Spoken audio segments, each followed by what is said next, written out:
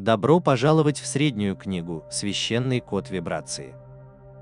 В ней говорится, что существует скрытая сила, которая формирует вашу реальность, но вы привыкли ее игнорировать. Эта сила присутствует в каждом вашем вздохе, в каждом произнесенном слове, в безмолвном гуле самой Вселенной. Эта сила – вибрация, невидимый поток, который пронизывает все вокруг, влияя на ваши мысли, эмоции и даже события, происходящие в вашей жизни.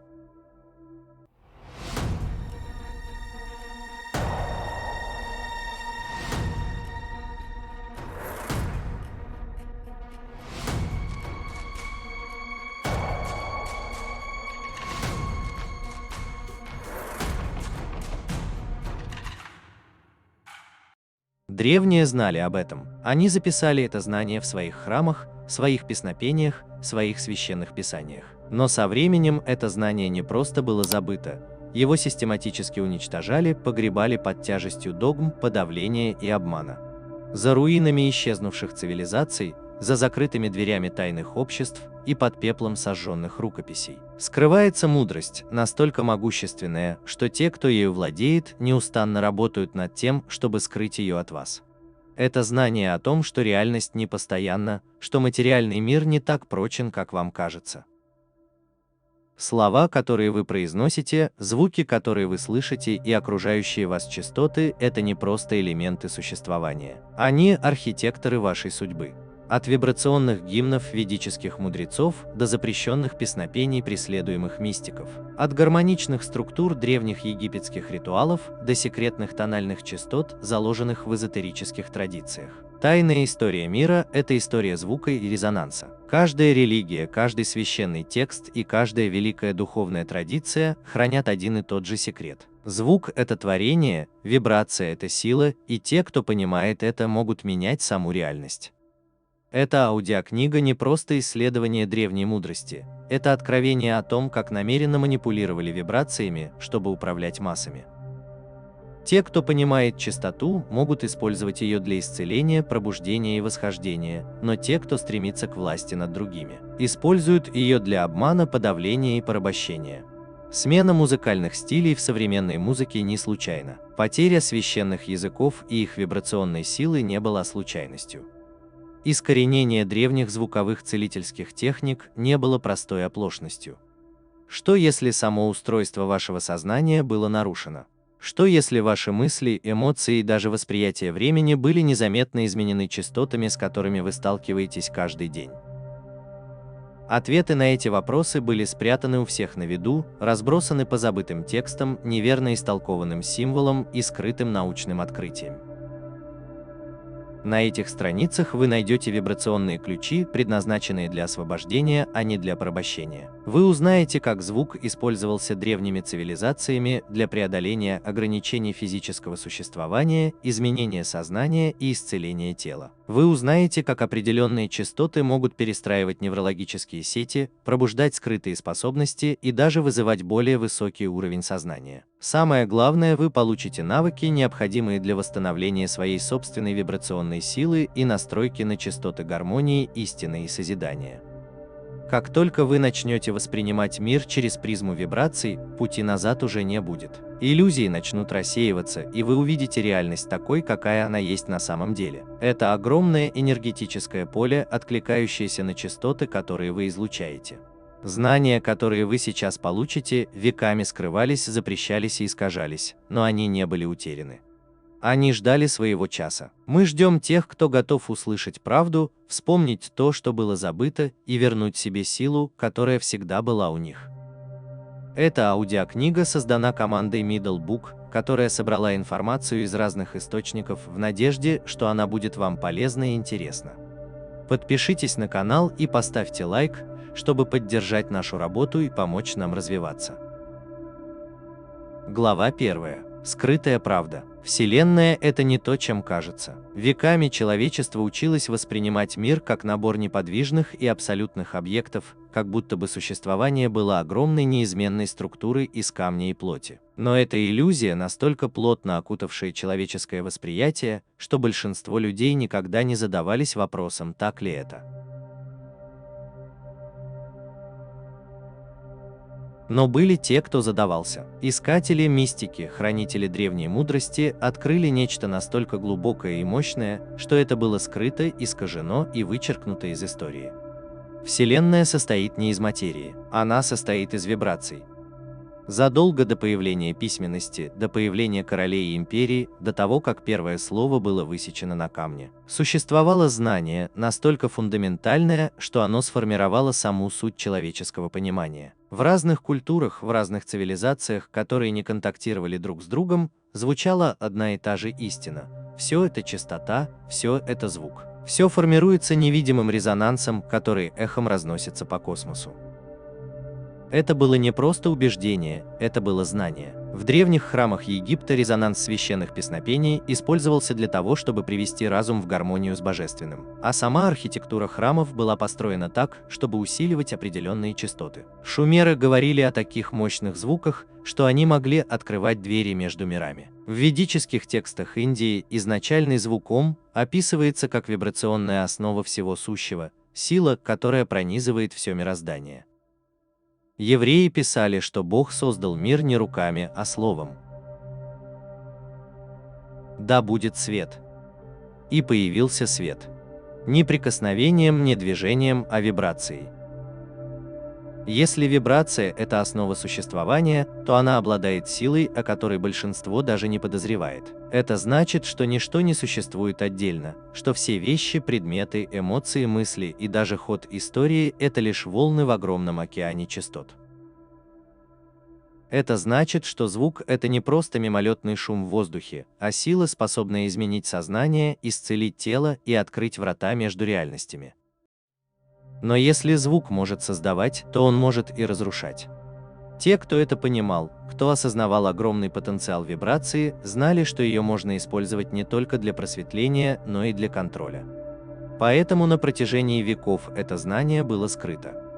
Шанс древних посвященных был утрачен, их храмы превратились в руины, их свитки и таблички были сожжены в огне завоеваний. А священные частоты, которые когда-то возвышали человеческое сознание, были заменены диссонансом. Естественная гармония звука, когда-то созвучная ритмам Земли, была намеренно нарушена.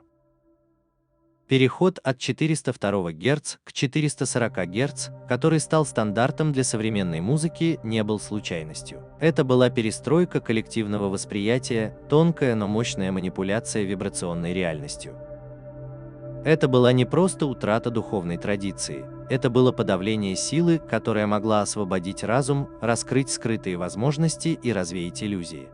Те, кто обладал властью, не хотели, чтобы человечество обрело свою истинную сущность. Они хотели, чтобы люди молчали, но правда никогда не исчезала полностью. Она звучит в священных мантрах, в гармонии утраченных музыкальных произведений, в безмолвном знании, которое есть у некоторых людей. Это можно увидеть в исследованиях по изучению циматики, которая показывает, как звук формирует сложные геометрические узоры. Это можно услышать в открытиях квантовой физики, где ученые видят мир, где ничто не остается неподвижным, где даже атомы нашего тела находятся в постоянном движении, пульсируя в невидимом ритме. Значение этих знаний огромно. Если Вселенная – это огромное поле вибраций, то само сознание не привязано к физическому миру. Наши мысли, наши слова, даже наши эмоции несут в себе частоты, которые распространяются вовне, формируя реальность вокруг нас. Каждый шепот, каждая песня и каждое намерение приводят в движение резонанс, который влияет на мир. Что это значит для человека? Это значит, что вы не просто плывете по течению реальности. Вы проводник частот, участник великой симфонии бытия. И как только вы это осознаете, как только возьмете под контроль вибрации, которые вы излучаете, будь то с помощью речи, мысли или энергии, вы начнете менять реальность вокруг себя. Представьте на мгновение, что ваши эмоции – это не просто личные переживания, а частоты, которые транслируются в мир. Страх, тревога и отчаяние создают диссонирующие тона, вибрации, которые ослабляют само поле, в котором они существуют. Любовь, благодарность и гармония, напротив, создают резонанс, который укрепляет, возвышает и преображает. Древние традиции хорошо это понимали, передавая эти истины в своих духовных практиках, гимнах и священных языках. Они знали, что чистота – это язык творения. Но в этом заключается великий парадокс. Та же сила, которая может исцелять, может и разрушать. Точно так же, как вибрация может повышать уровень сознания, она может и ограничивать его. На протяжении всей истории самые могущественные институты понимали это. Слова использовались не для просвещения, а для обмана. Музыка создавалась не для исцеления, а для отупления. Частоты управлялись не для того, чтобы освободить, а для того, чтобы контролировать. Эта книга не просто рассказывает о прошлом. Это приглашение вспомнить, пробудиться, вернуть себе силу вибрации. Потому что если все это чистота, то мы не просто наблюдатели реальности, мы ее создатели. То, что вы слышите, что вы говорите, о чем вы думаете, это не бессмысленные импульсы, а ноты, которые формируют ваше существование. И когда вы это поймете, когда вы по-настоящему осознаете, что вибрация – это ключ к скрытой архитектуре реальности, мир никогда не будет прежним. Тишина нарушается. Зовется резонанс. Вы готовы слушать? Во второй главе мы услышим священный звук творения, доносящийся из изначального источника. До начала времен, до появления форм, до того, как первый проблеск света разорвал тьму, был звук. Не шум ветра или воды, не эхо шагов в пещере, а резонанс, недоступный человеческому слуху, вибрация, несущая в себе потенциал всего, что когда-либо существовало. Это был первый звук, изначальная чистота, голос самого творения. В древних традициях этот звук упоминается с почтением, не как метафора, а как реальная сила, которая привела реальность в движение. В ведических писаниях Индии это Ом, вибрационное семя, из которого появилось все сущее. В книге Бытия это божественное изречение «Да будет свет». В священных песнопениях коренных шаманов, в шепоте египетских жрецов звучит то же понимание. До появления материи и энергии было слово. Но что такое слово, если не вибрация? Что такое речь, если не звук, придающий смысл бесформенному? Древние не верили, что Бог сотворил мир руками из плоти и что Вселенная возникла случайно из хаоса. Они знали, что сам звук был скульптором реальности. Вначале было ничто, не пустота, а безграничный потенциал, великая космическая тишина, наполненная бесконечными возможностями. А потом что-то произошло. Одна нота, рябь в пустоте, вибрация настолько чистая и резонирующая, что она не просто прошла сквозь тишину, а стала самим существованием. Первый звук не просто услышали, его почувствовали как дрожь в невидимой ткани реальности, как пульс, несущий в себе план всего творения. В циматике мы видим отражение этого принципа в физическом мире. Когда на пластине, покрытой песком, воспроизводят одну ноту, песчинки выстраиваются в сложные симметричные узоры. Чем выше частота, тем сложнее узоры. Что это значит? Это значит, что звук не просто пассивная сила. Он формирует, он создает. Если простая нота может превратить песчинки в идеальные геометрические формы, то что же звук творения сделал с необузданной энергией космоса? Древние египтяне верили, что определенные слова, произнесенные с правильной интонацией, могут менять саму реальность.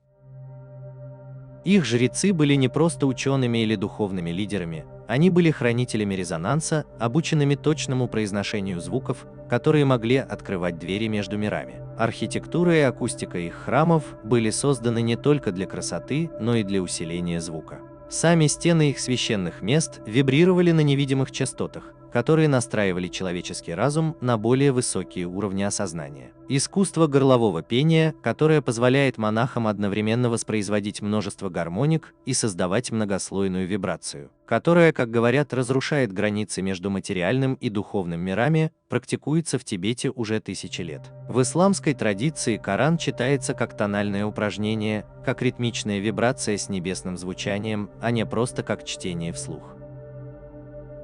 Кроме того, шаманы и знахари коренных народов Америки используют священные песнопения или икарос, чтобы помочь душе перейти в измененное состояние сознания, а не просто для развлечения. Знание о том, что звук – это нечто большее, чем просто звук, объединяет все эти традиции. Это ключ и механизм настройки реальности, подъема или удержания сознания, а также структурирования самого существования. Эти древние истины начинают подтверждаться современной наукой. Сегодня физики знают, что все вибрирует на самом базовом уровне. Электроны, вращающиеся вокруг ядра атома, это волны, которые колеблются на частотах, невидимых человеческому глазу. Все это находится в движении. Это симфония невидимых вибраций, клетки человеческого тела, ДНК, которая кодирует наше существование и само пространство-время. Но что это значит для нас, если вибрация – основа реальности? Как мы можем вписаться в этот огромный гармоничный танец жизни? Это означает, что мы тоже являемся частотами, что наши слова, чувства и мысли не просто эфемерные импульсы, а скорее вибрации, которые влияют на окружающий мир. Все, что вы говорите, имеет значение. Каждая цель, каждый акт страха или любви, каждая спетая песня и каждое произнесенное имя – все это вносит свой вклад во всеобщий резонанс. Это приводит нас к важному выводу. Если все вокруг – это вибрации, то реальность не фиксирована. Она податлива. Ею можно управлять, изменять и подстраивать, как певец может найти нужную ноту, чтобы разбить стекло, или музыкант может настроить инструмент. Великие мастера прошлого знали это. Они понимали, что для изменения мира нужно сначала изменить частоту, которую они излучают. Тело, настроенное на высокие вибрации, устойчиво к болезням. Ум, настроенный на гармонию, не подвержен страху. Душа, вибрирующая в резонансе с любовью, преображает не только себя, но и всех вокруг. Но у этого знания есть и темная сторона. Звук может не только создавать, но и разрушать. Вибрация может не только лечить, но и порабощать. Манипуляции с частотой – это не миф. Это реальность, которая использовалась на протяжении всей истории. Сожжение священных текстов, запрет древних песнопений, изменение музыкальных стандартов. Это были не случайные изменения. Это были целенаправленные действия по контролю, призванные отделить человечество от его изначального резонанса. Что произойдет, если вместо изначального звукотворения, который был полностью гармоничным и чистым, воцарится диссонанс? Что произойдет, когда нарушится гармоничное равновесие цивилизации? Ответ не в том, что мы должны себе представить. Мы его испытываем на себе. Разрыв, разделение и тревога – это больше, чем просто ментальные состояния. Это признаки мира, который силой настроен на более низкую частоту. Это вибрационный дисбаланс. Но правильная нота может вернуть песне гармонию, а неправильная испортить ее. Мы не просто пассивные наблюдатели этой космической симфонии, и это глубокая тайна, которая лежит на поверхности. Мы музыканты и инструменты. Восстановить наше право по рождению значит вспомнить об этом. Вернуть себе настоящую силу значит заново открыть утраченную гармонию бытия. Ведь звук – это не просто звук. Это акт творения. И песня ждет, когда ее споют снова. Глава 3. Утраченная наука о чистоте. Древние знания, погребенные в тишине. Было время, когда мир резонировал в гармонии с космосом, когда человечество понимало священное взаимодействие между вибрацией и реальностью. Когда звук был не просто искусством или формой самовыражения, а инструментом, ключом, который мог открыть скрытые измерения, изменить сознание и сформировать саму структуру бытия. Но это знание, некогда широко распространенное и почитаемое, было утрачено. В какой-то момент истории оно было намеренно стерто. Отголоски этой утраченной науки сохранились в разных цивилизациях, разбросанные по забытым текстам, шепотом передаваемые в тайных ритуалах. Высеченные в камне руками, которые понимали истины, которые еще предстоит постичь современному разуму. От великих пирамид Египта до резонирующих залов храмов майя, от запретных мантр тибетских монахов до скрытых частот, закодированных в древних музыкальных шкалах. Доказательств более чем достаточно. Древние знали то, что нам было велено забыть. Египтяне верили, что звук – это основа материи. Их жрецы были не просто религиозными деятелями, они были посвящены в тайны резонанса и умели использовать голосовые интонации для управления энергией и воздействия на физический мир. В величественных храмах Карнака и Луксора массивные каменные стены были расположены таким образом, чтобы усиливать звук, что до сих пор не могут объяснить современные инженеры. Иероглифы описывают использование определенных звуковых частот для поднятия предметов в воздух, идея, которую официальная археология отвергает, но которую, как ни странно, подтверждают аномальные находки. Почему некоторые из самых тяжелых блоков в древних сооружениях были перемещены с невероятной точностью, как будто они ничего не весили? Могла ли здесь сыграть роль утраченная наука о частотах? Похожие истории можно найти в далеком прошлом Месопотамии, где шумеры говорили о священных звуках, которые могли призывать божественные силы. Их клинописные таблички, одни из самых древних письменных источников, известных человечеству, описывают сложную систему звуковых ритуалов, используемых для исцеления, предсказаний и общения с высшими мирами. Жрецы Вавилона пели вибрационные последовательности, которые, как говорили, меняли восприятие и саму реальность. В ведических традициях Индии звук не просто символичен, он является основой существования. Сам санскрит был создан таким образом, чтобы его звучание соответствовало вибрационной структуре тела и Вселенной. Древние тексты описывают, как определенные песнопения и мантры создают энергетические поля, активируя скрытый потенциал человеческого разума. Даже сегодня считается, что повторение звука Ом синхронизирует частоту говорящего с изначальным резонансом творения. Но что если все эти традиции были не просто мифами или духовными практиками? Что если это были фрагменты единого знания, которое систематически уничтожалось, скрывалось и искажалось на протяжении веков? Вспомните частоту 432 Гц, которая была утрачена. Многие древние культуры настраивали свои инструменты на эту частоту, считая, что она обладает целебными свойствами и напрямую связана с природными гармониками. Великие композиторы, такие как Моцарт и Верди, использовали эту частоту. Но в 1939 году был введен новый мировой стандарт 440 Гц. Казалось бы, незначительное изменение, но оно незаметно нарушило естественный резонанс человеческого сознания. Некоторые исследователи утверждают, что это изменение не было случайным, что оно было частью более масштабной попытки изменить восприятие, притупить интуицию и сделать людей более восприимчивыми к внешнему контролю. И это только начало. Манипуляции с частотой распространяются не только на музыку. Изменился и сам язык. Когда-то слова несли в себе глубокий смысл, а их слоги были наполнены скрытым значением. В древнем мире имена были священными. Знать истинное имя вещи означало обладать властью над ней. Египтяне верили, что в тайных именах богов заключена их сущность, и что, правильно произнося их, можно призвать их.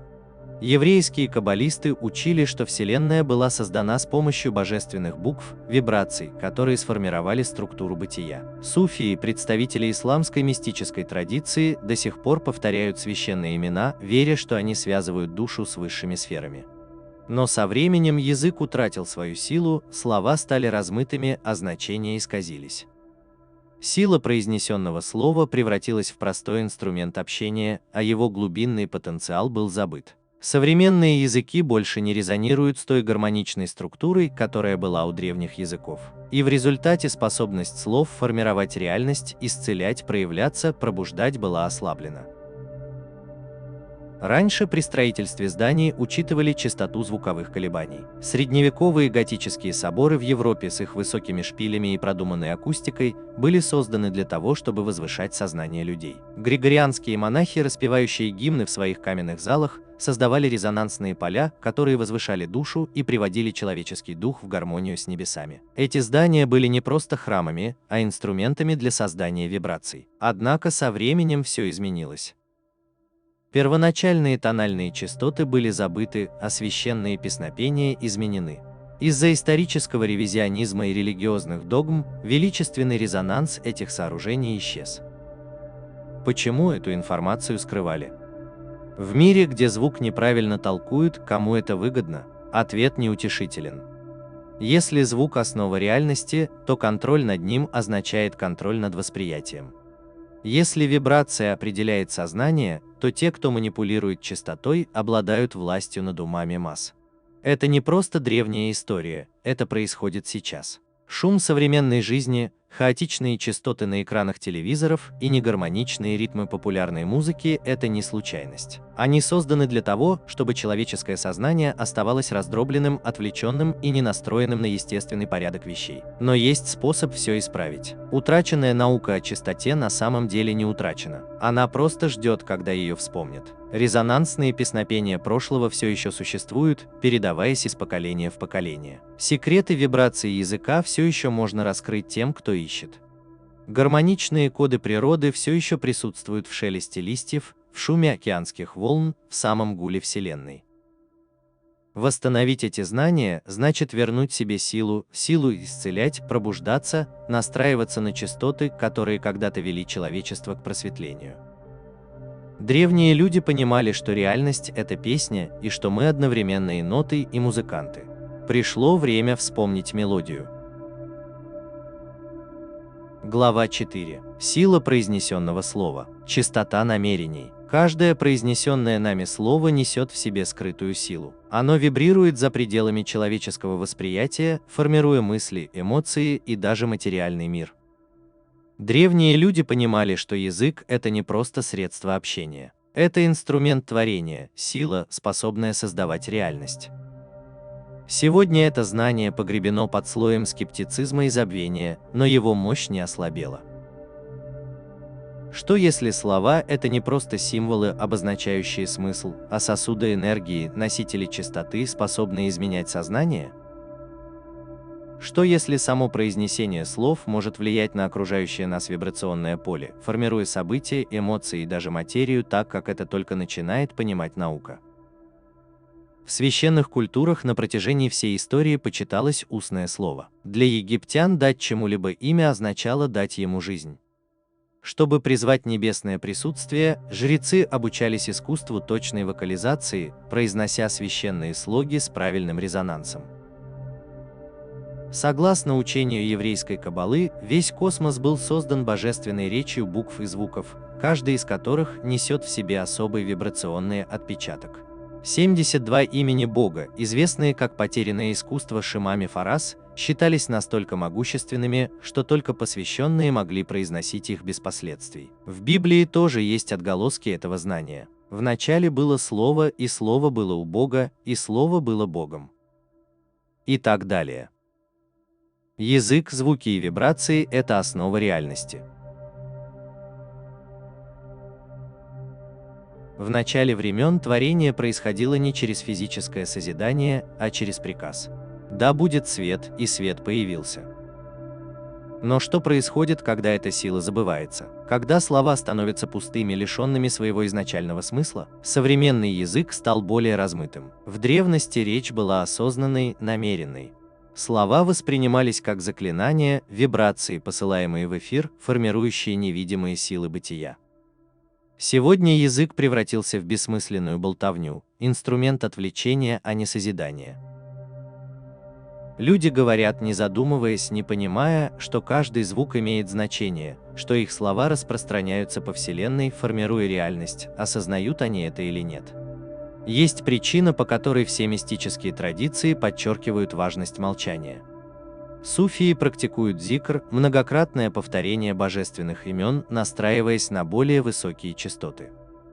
Тибетские монахи практикуют горловое пение, производя одновременно несколько обертонов, что, как считается, изменяет сознание и открывает врата в высшие измерения.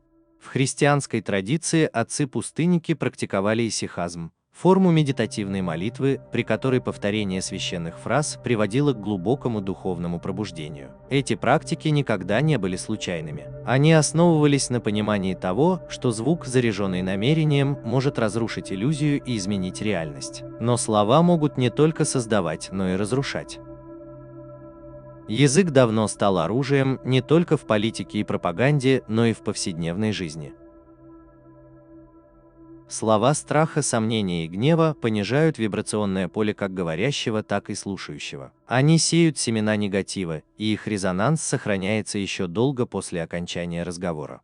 Вот почему в древних культурах придавали такое большое значение благословениям и проклятиям. Они знали, что слова – это не просто звуки, а энергетические силы. Даже в современном мире научные эксперименты показали, насколько сильно слова влияют на нас. Исследования доктора Масару Эмото по кристаллизации воды показали, что слова, произнесенные над молекулами воды, меняют их структуру. Позитивные слова создают симметричные гармоничные формы, а слова ненависти и гнева приводят к хаотичным, беспорядочным структурам. Если слова человека оказывают такое влияние на воду, а наше тело состоит в основном из воды, то что они делают с нашими клетками, мыслями и нашим существованием? Помимо научных исследований, подумайте о том, как слова влияют на нас лично. Одно обидное слово, сказанное в детстве, может преследовать человека десятилетиями, влияя на его самооценку и глубоко заседая в подсознании. И наоборот, несколько слов поддержки могут изменить жизнь человека. Мы постоянно находимся в поле вибраций языка, осознаем мы это или нет. Вопрос в том, что мы выбираем излучать. Существует забытая практика, которая когда-то была известна всем посвященным в древние времена – осознанное использование языка как средство настройки на высшие вибрации реальности. Говорить только возвышающими, исцеляющими, дарующими силу словами. Воздерживаться от слов, которые ослабляют, понижают вибрации и усиливают ограничения. Это не просто позитивное мышление, это настройка на вибрации. Слова, произнесенные неосознанно, подобны расстроенным инструментам, нарушающим гармонию в симфонии бытия. Но когда слова произносятся с намерением, они становятся инструментами трансформации. Они становятся ключами, открывающими потайные двери. В этом сила мантр, священных имен и призывов.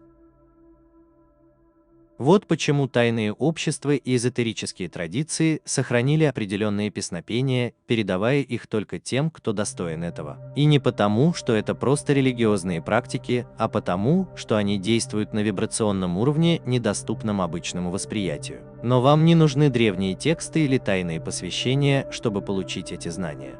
Ключ уже внутри вас, в вашем голосе, в чистоте ваших мыслей. Каждое ваше слово – это акт творения. Каждая ваша фраза формирует вашу реальность. Вопрос в том, говорите ли вы бездумно или настраиваете свой голос на частоты силы. Древние мастера звука понимали, что Вселенная реагирует не только на слова, но и на резонанс. Вот почему пустые утверждения не работают, а чтение священных текстов без веры не имеет силы. Дело не в языке, а в вибрации, стоящей за ним, в намерении, в энергии. Использовать силу произнесенного слова значит стать творцом. Осознать, что каждое предложение несет в себе силу проявления.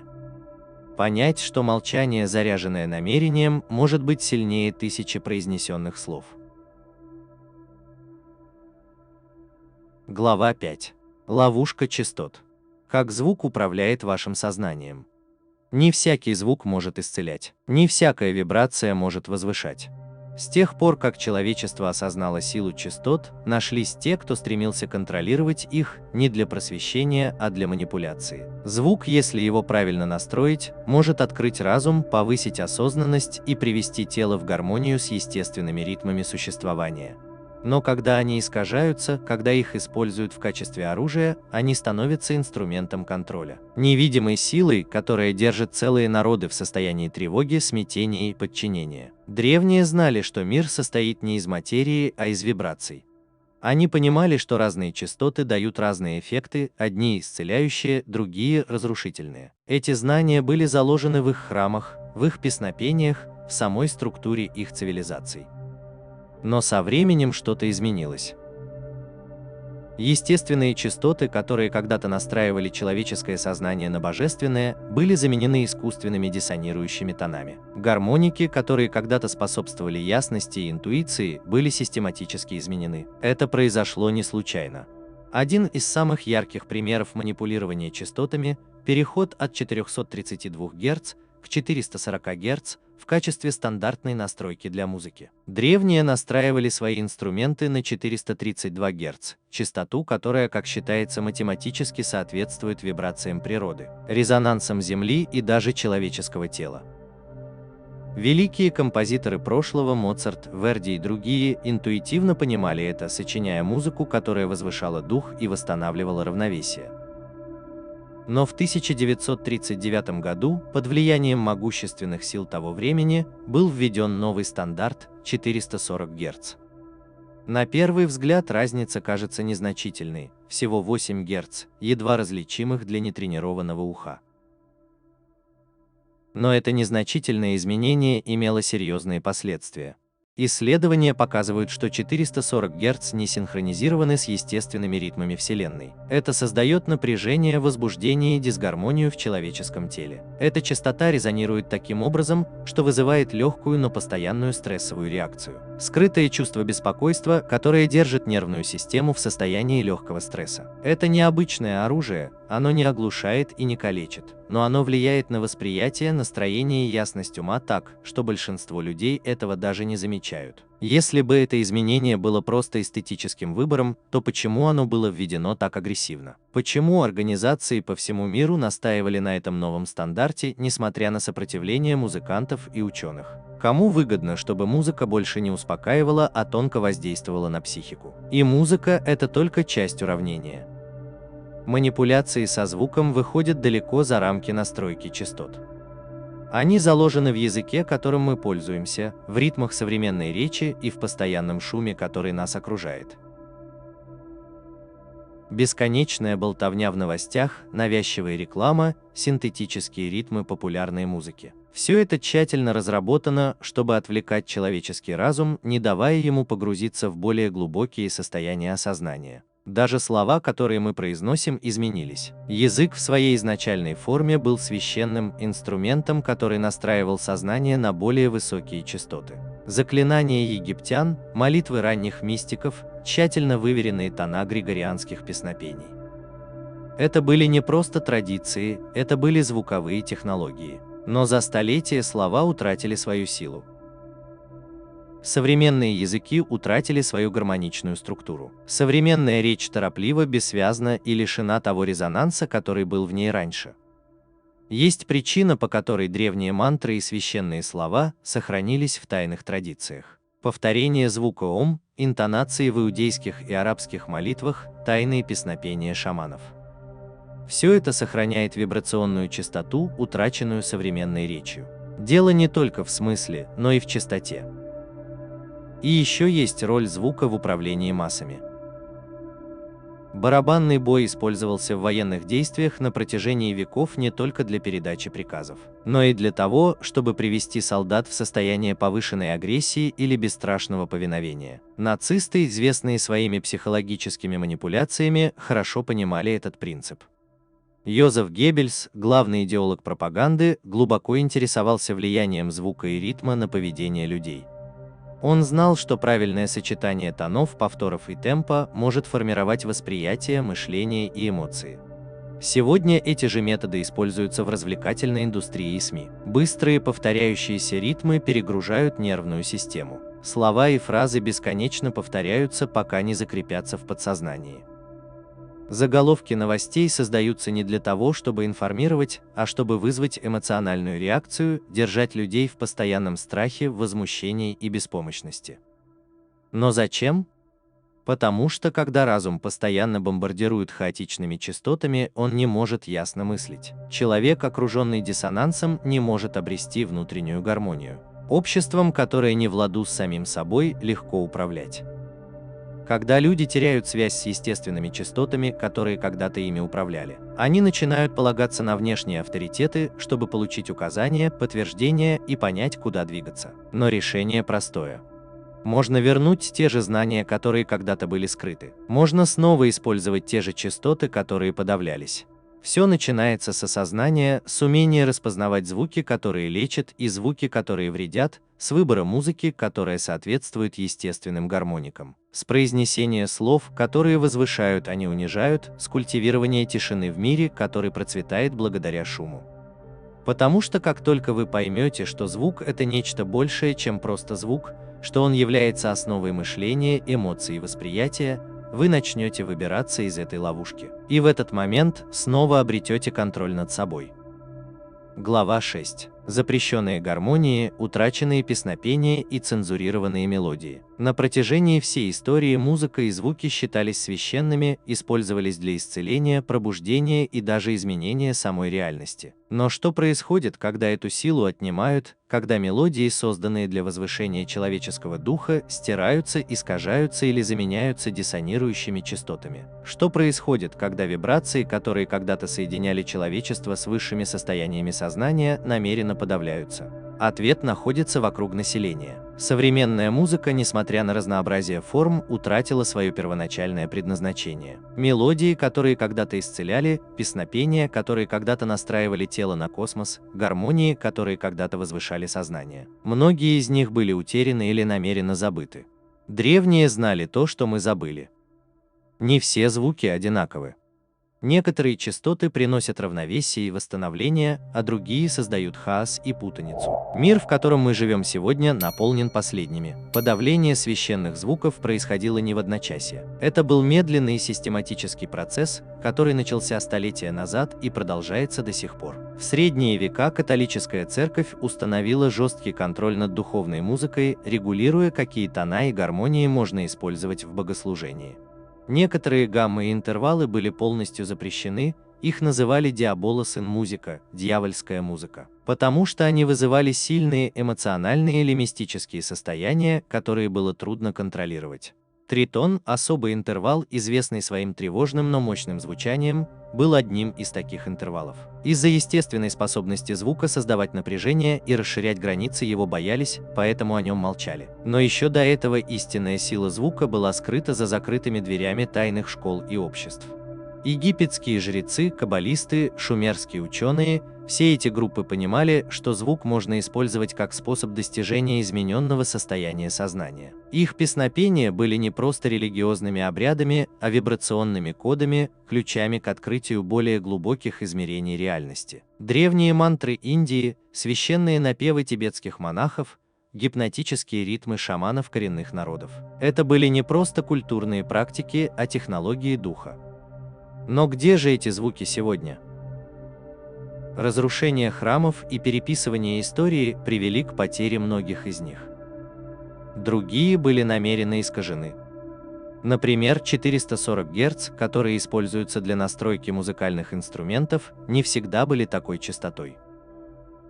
Как уже упоминалось, древние общества настраивали свои инструменты на частоту 432 Гц, потому что она соответствовала естественным циклам Земли, резонансу Шумана и даже вибрационной структуре молекул воды. Но что произойдет, если глобальную частоту изменить даже незначительно на несколько Гц? Результат будет существенным, но едва заметным. Это нарушит баланс между музыкой и человеческим телом. Мир природы и разум больше не будут находиться в полной гармонии. Большинство людей не осознают, как развивается тревога и разлад. На несколько поколений повлияла, казалось бы, незначительная смена частоты с 432 Гц на 440 Гц. Звук использовался для подавления человеческого потенциала не только в этом изменении музыкальной частоты. Подумайте об исчезновении частот сольфеджио, исторической шкалы, которая использовалась в церковных песнопениях и григорианском пении. Утверждалось, что определенные частоты 396 Гц, 417 Гц, 528 Гц и другие способствуют установлению связи с божественным, исцелению и трансформации. Самая известная из них, частота 528 Гц, иногда называется частотой любви или чудо-частотой, потому что считается, что она уравновешивает организм и восстанавливает ДНК. Почему же тогда отказались от этой музыкальной шкалы?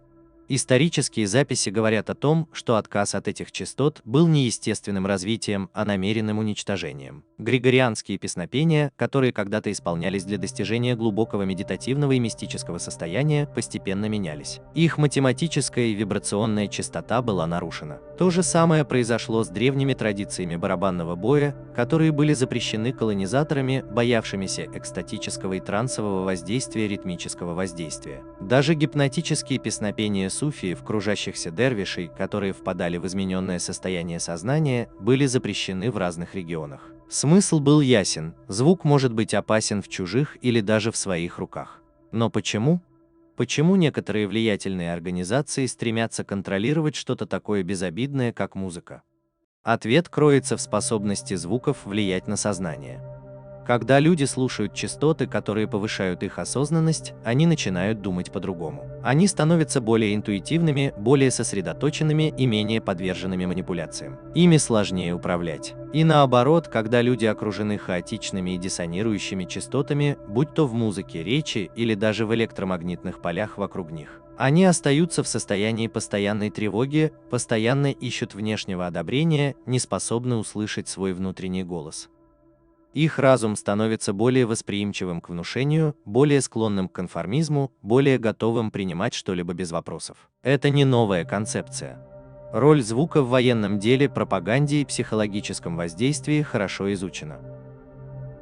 Барабаны использовались для введения воинов в транс, что повышало их агрессию и концентрацию. Повторяющиеся лозунги применялись в политических движениях и рекламе для внедрения идей в подсознание. Частоты, выходящие за пределы человеческого восприятия, изучались на предмет их влияния на мозговую активность, что влияет на все, от режима сна до эмоциональных реакций. Но вот самая важная истина. То, что было утрачено, можно вернуть. Священные звуки прошлого все еще существуют. Они сохранились в фрагментах, в тибетских храмах, в священных текстах забытых цивилизаций и в церемониальной музыке коренных племен.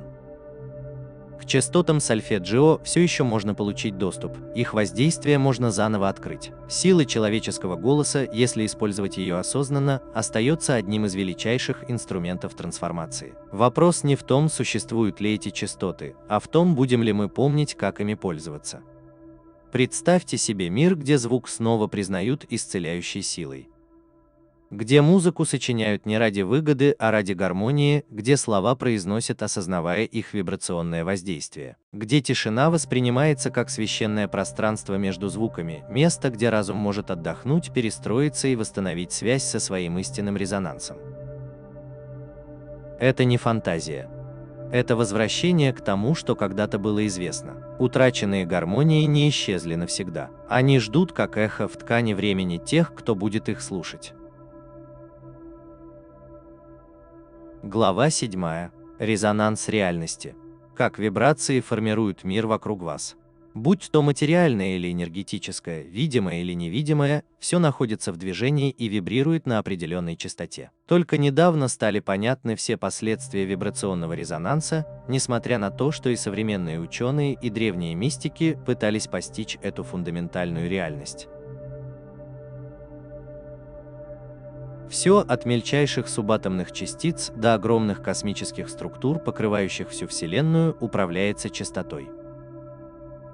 Эта идея применима не только к физическим объектам, но и к идеям, чувствам и даже к человеческому сознанию. Идея о том, что реальность формируется вибрациями, не нова. Древние цивилизации, от египтян до индусов и коренных народов Америки, понимали, что звук и резонанс – это не просто чувственный опыт.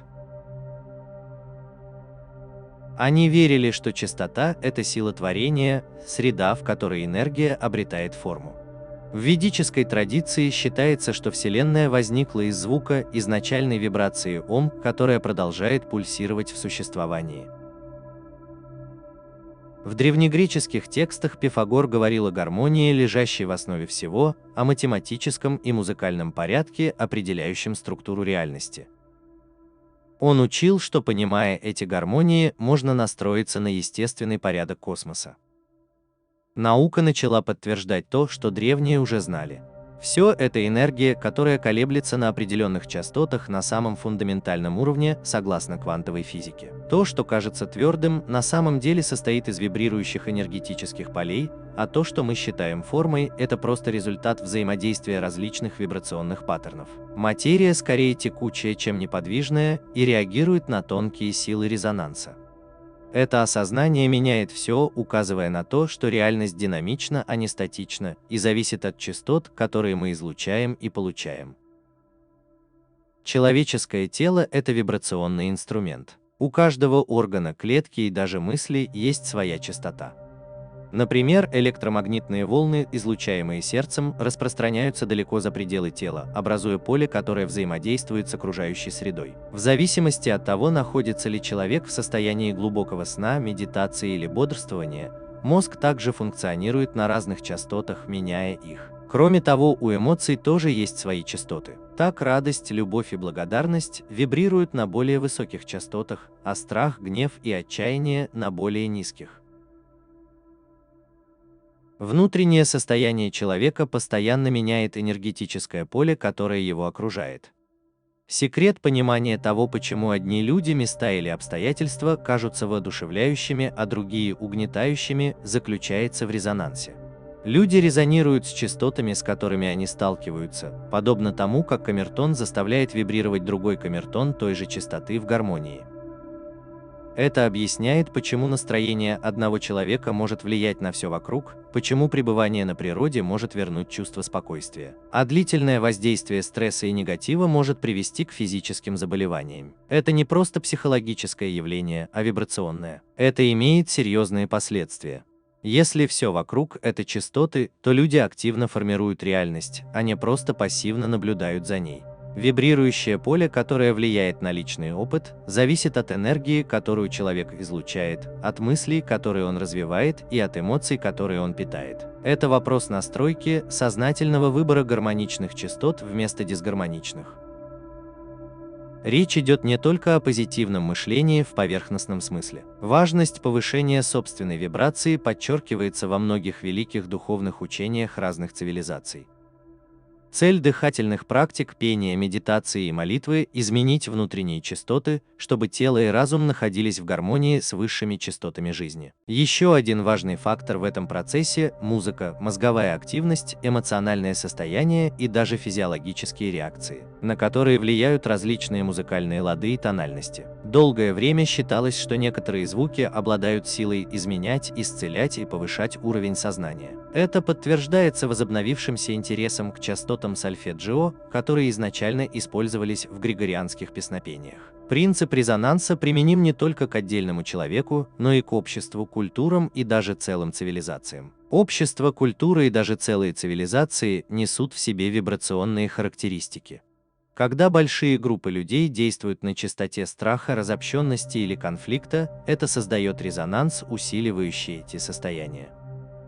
И наоборот, когда общество культивирует частоту единства, сотрудничества и более высокого уровня осознанности, меняется коллективная энергия. Вот почему массовые медитации, молитвенные собрания и масштабные проявления любви и солидарности оказывают измеримое воздействие на окружающую среду. Исследования показали, что когда большие группы медитируют или сосредотачиваются на мире, уровень преступности снижается, насилие уменьшается, а социальная гармония растет. Сила коллективного резонанса неоспорима. Если все вокруг – это вибрации, то задача каждого человека – осознать частоты, с которыми он взаимодействует и которые излучает. Это требует глубокого уровня осознанности, настройки на тонкие энергии, которые формируют опыт. Это означает выбирать окружение, которое питает, а не истощает, окружать себя звуками, словами и энергиями, которые возвышают, а не принижают.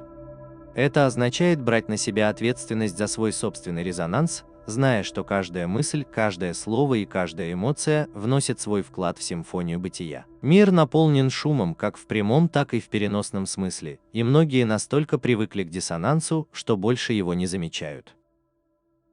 Они живут в постоянном состоянии вибрационного искажения, оторванные от своего естественного ритма, не осознавая, что их реальность формируется частотами, которые они не воспринимают осознанно. Но для тех, кто начинает прислушиваться, кто начинает чувствовать тонкие вибрации внутри и вокруг себя, открывается новый мир. Это мир, где реальность – это не то, что с ними происходит, а то, что они активно создают вместе с другими. В конце концов, резонанс реальности – это отражение частот, которые поддерживаются, усиливаются и развиваются.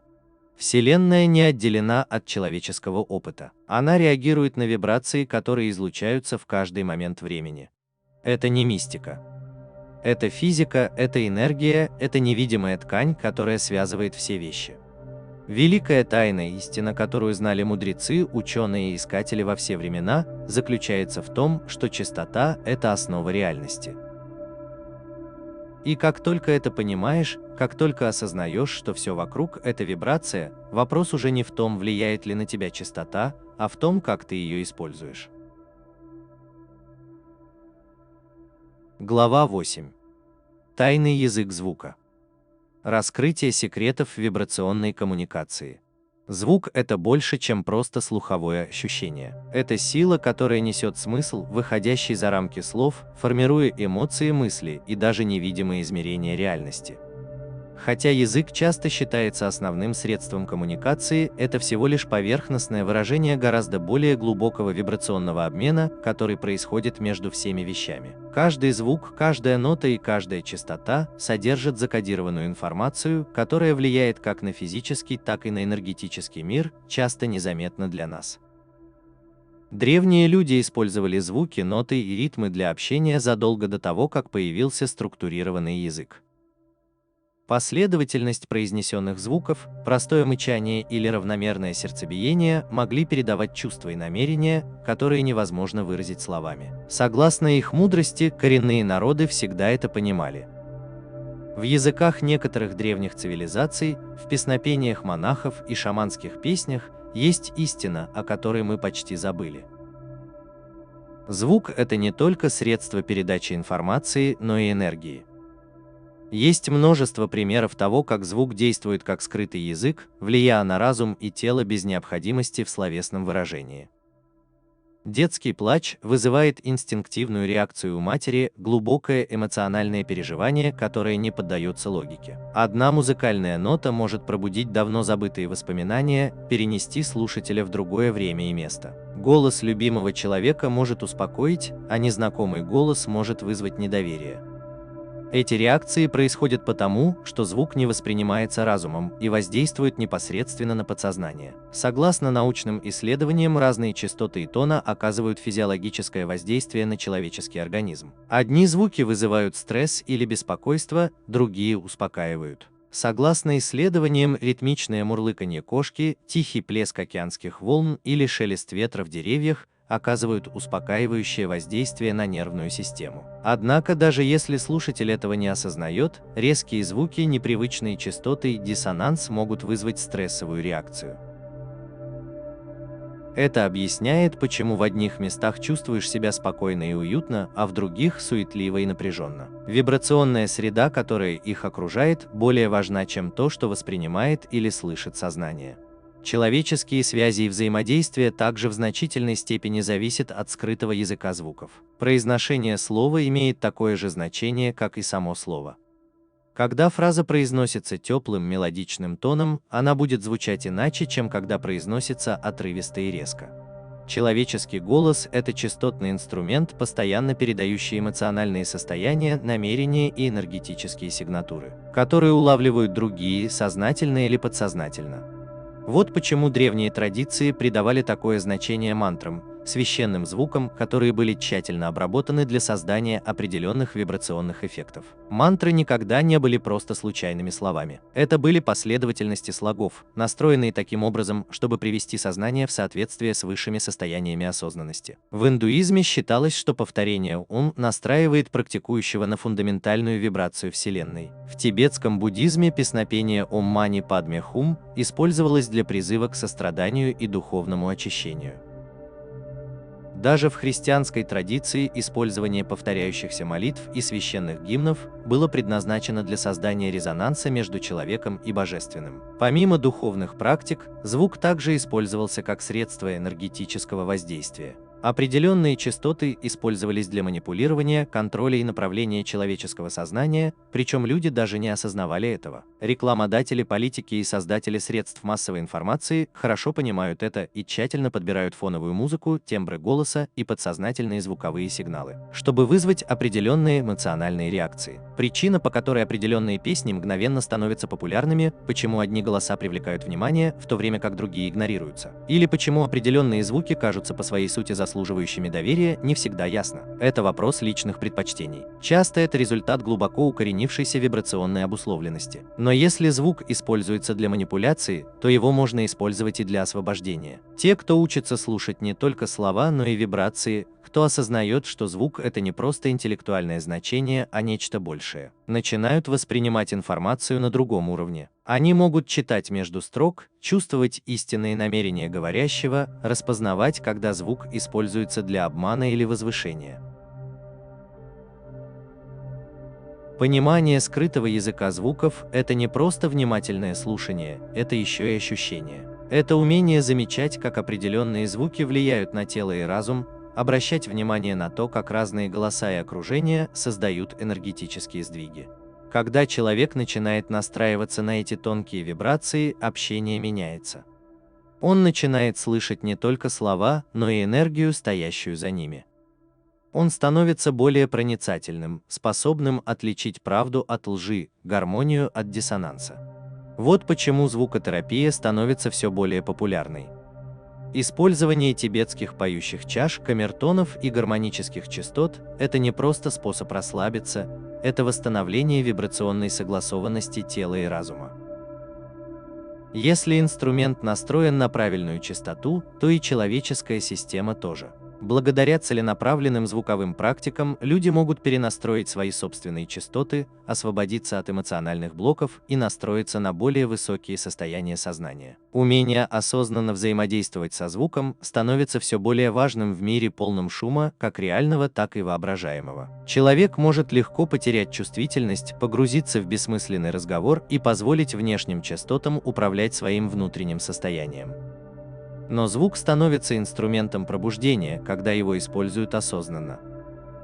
Это становится способом достижения более тесной связи с миром и самим собой.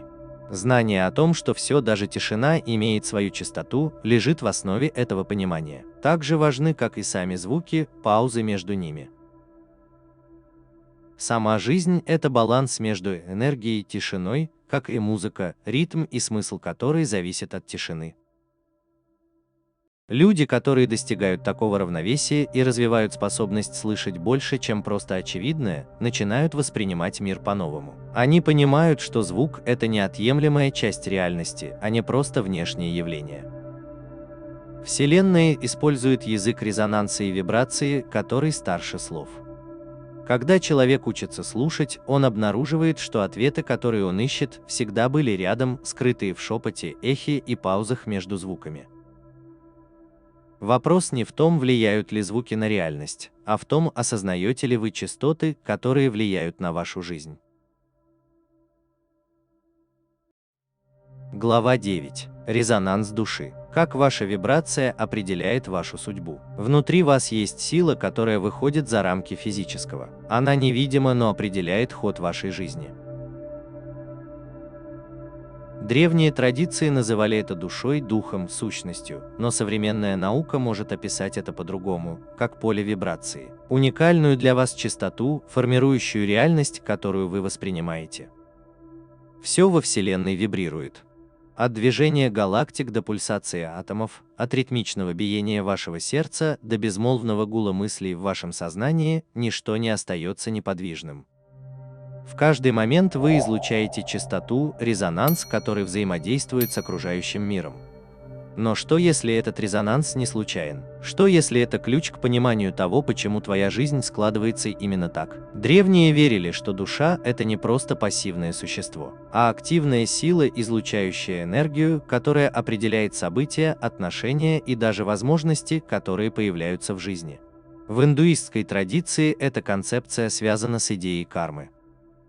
Идея о том, что вибрационное состояние человека, сформированное его прошлыми мыслями и действиями, влияет на его будущий опыт. В буддизме закон причины и следствия учит, что энергия, которую человек вкладывает в мир, неизбежно возвращается, отражая внутреннюю частоту, которую он излучает. Эти древние истины по-своему начинают признаваться современной наукой.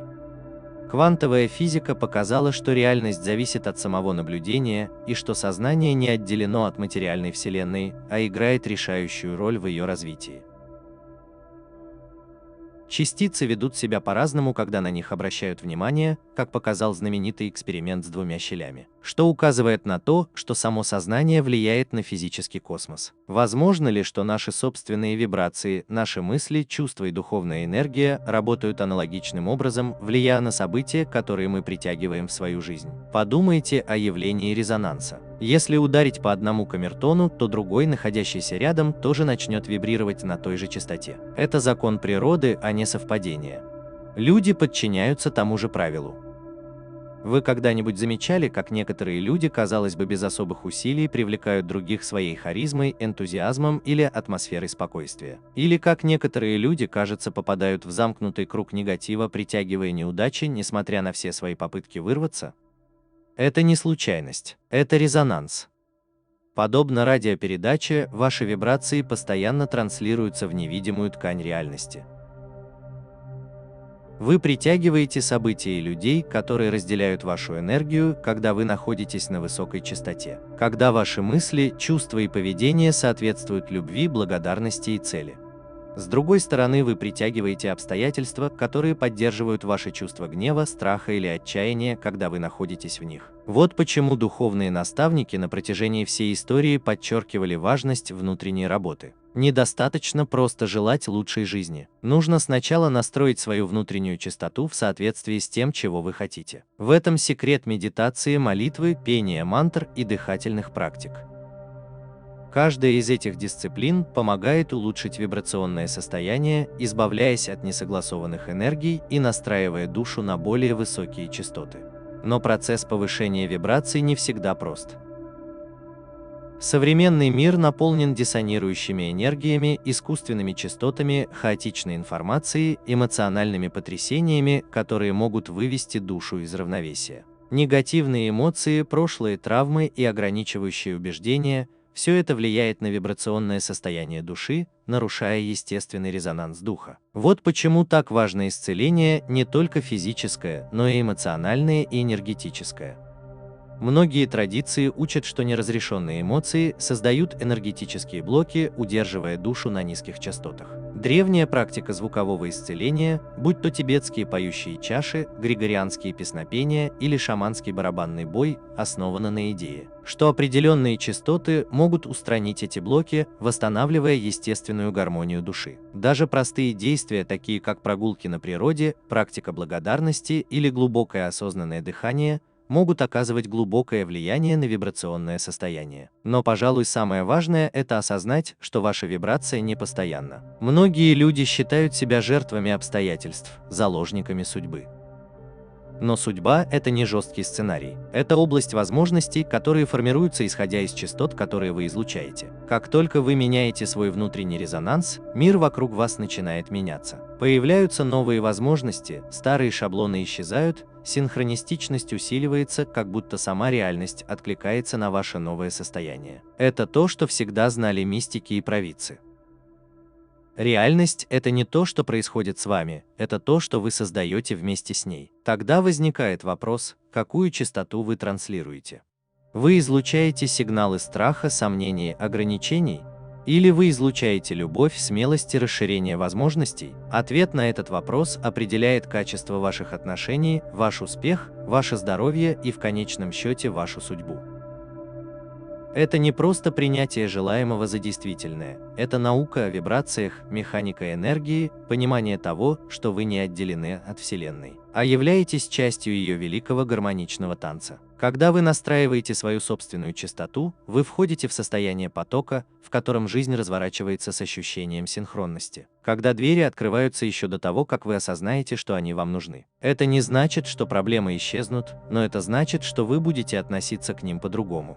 Душа с высокой частотой не сопротивляется трудностям, она их трансформирует. Как хорошо настроенный инструмент превращает хаотичный шум в музыку, так и настроенная душа превращает препятствия в ступеньки для роста. И путь становится ясным. Чтобы изменить свою жизнь, измените свою вибрацию, измените свою реальность, измените свой резонанс. Вселенная всегда слушает. Глава 10. Врата звука, соединяющие с другими реальностями. Между мирами есть невидимый мост, проход между физическим и невидимым, и его ключ – это вибрация. Звук издавна считался священным, силой, способной изменять материю, сознание и даже открывать порталы в высшие измерения. Древние цивилизации хорошо понимали эту тайну, используя песнопение, частоты и священные тона для духовного роста и общения с Божественным. Но со временем многие знания были утрачены, их стали считать легендами или мифами. Однако свидетельства того, что звук способен соединять нас с другими мирами, сохранились в практиках мистиков, в священных традициях и даже в современной науке.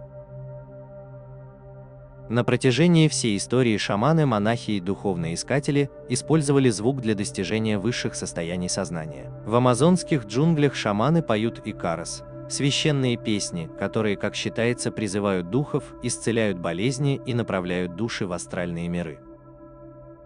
Тибетские монахи практикуют гармоничное пение, одновременно воспроизводя несколько тонов, что, по их словам, позволяет им достигать высших состояний сознания. Суфийские мистики занимаются ритмичным зикром, многократным повторением божественных имен, вызывающим трансоподобные состояния, когда границы между личностью и бесконечностью стираются. Это вибрационные технологии, а не просто культурные обычаи. Определенные частоты могут настроить человеческий мозг на необычные состояния сознания, если все в космосе – это частоты. Мозг человека можно настроить с помощью звука, чтобы он мог принимать сигналы из материального мира. Подобно тому, как радиоприемник настраивается на нужную волну, чтобы услышать передачу. Наука синхронизации мозговых волн подтверждает эту точку зрения, так что это не просто духовная практика. Множество частот, на которых работает человеческий мозг, связаны с различными состояниями сознания. В состоянии бодрствования преобладают бета-волны, которые помогают нам оставаться сосредоточенными и внимательными. Медитация, расслабление и творческое вдохновение – это периоды, когда появляются альфа-волны. Исследования показали, что тета-волны связаны с такими состояниями, как ясновидение, гипноз и глубокая медитация. Дельта-волны связаны с глубоким сном и бессознательным состоянием. Звук может погрузить мозг в эти состояния. Исследования показали, что бинауральные ритмы, то есть две слегка отличающиеся друг от друга частоты, воспроизводимые в каждом ухе, могут изменять активность мозговых волн, что приводит к измененным состояниям сознания. Аналогичным образом было обнаружено, что барабанная дробь в устойчивом ритме от 4 до 7 ударов в секунду синхронизирует мозг с тета-волнами. Этот феномен давно известен шаманам, которые используют барабанную дробь для вхождения в транс. Но что находится за пределами этих измененных состояний? Многие, кто экспериментировал с трансовыми состояниями, вызванными звуком, рассказывают о похожих переживаниях, видениях потусторонних миров, встречах со светящимися существами, ощущениях выхода из тела и путешествиях в другие измерения. Это просто галлюцинации или проблески других измерений. Некоторые считают, что звук – это ключ к открытию хроник Акаши, предполагаемого вибрационного архива всех знаний прошлого, настоящего и будущего. Другие предполагают, что определенные частоты действуют как порталы в параллельные реальности, где могут существовать разные версии нас самих. Древние тексты содержат интригующие намеки на роль звука в межпространственных путешествиях. В шумерских мифах говорится, что у богов были тайные имена, которые, если их произнести, давали власть призывать их. Египтяне верили, что правильное произношение священных слов может открыть врата в загробный мир. Еврейская каббала учит, что Вселенная была создана с помощью вибрации божественных букв, и что, медитируя над этими звуками, можно подняться в высшие сферы.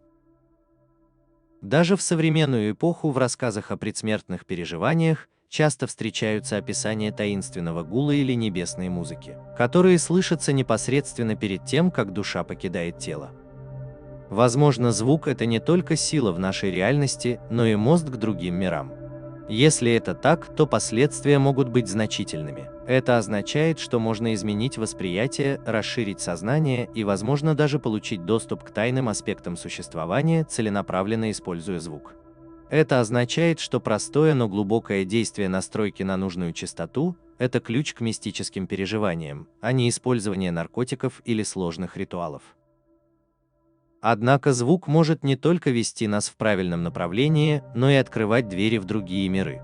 Не каждая частота подходит. Есть диссонирующие вибрации, которые вызывают замешательство, страх и отчуждение, так же, как есть и исцеляющие. Некоторые духовные традиции предупреждают о ложных голосах, которые появляются, когда люди находятся в измененном состоянии. Эти голоса – частоты, которые скорее запутывают, чем освобождают. Очень важно уметь различать звуки, которые поднимают или угнетают психику.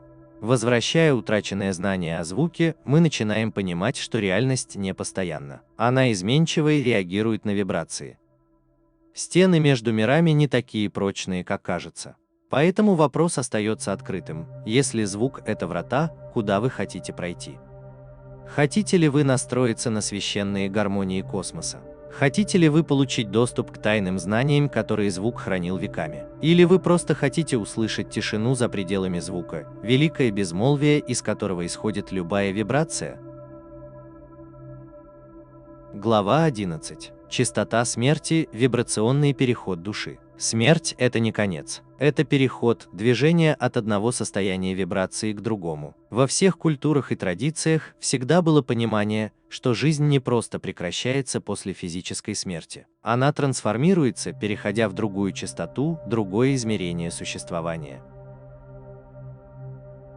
Тело может быть неподвижно, но энергия, которая его оживляла, сознание, которое воспринимало реальность, продолжает существовать. Вопрос в том, куда оно уходит. Тысячелетиями духовные традиции пытались разгадать эту тайну. Египтяне верили, что в момент смерти душа путешествует по Дуату, подземному миру, где ее взвешивают на весах Маат. Если ее частота была легкой, гармоничной и чистой, душа отправлялась в загробную жизнь.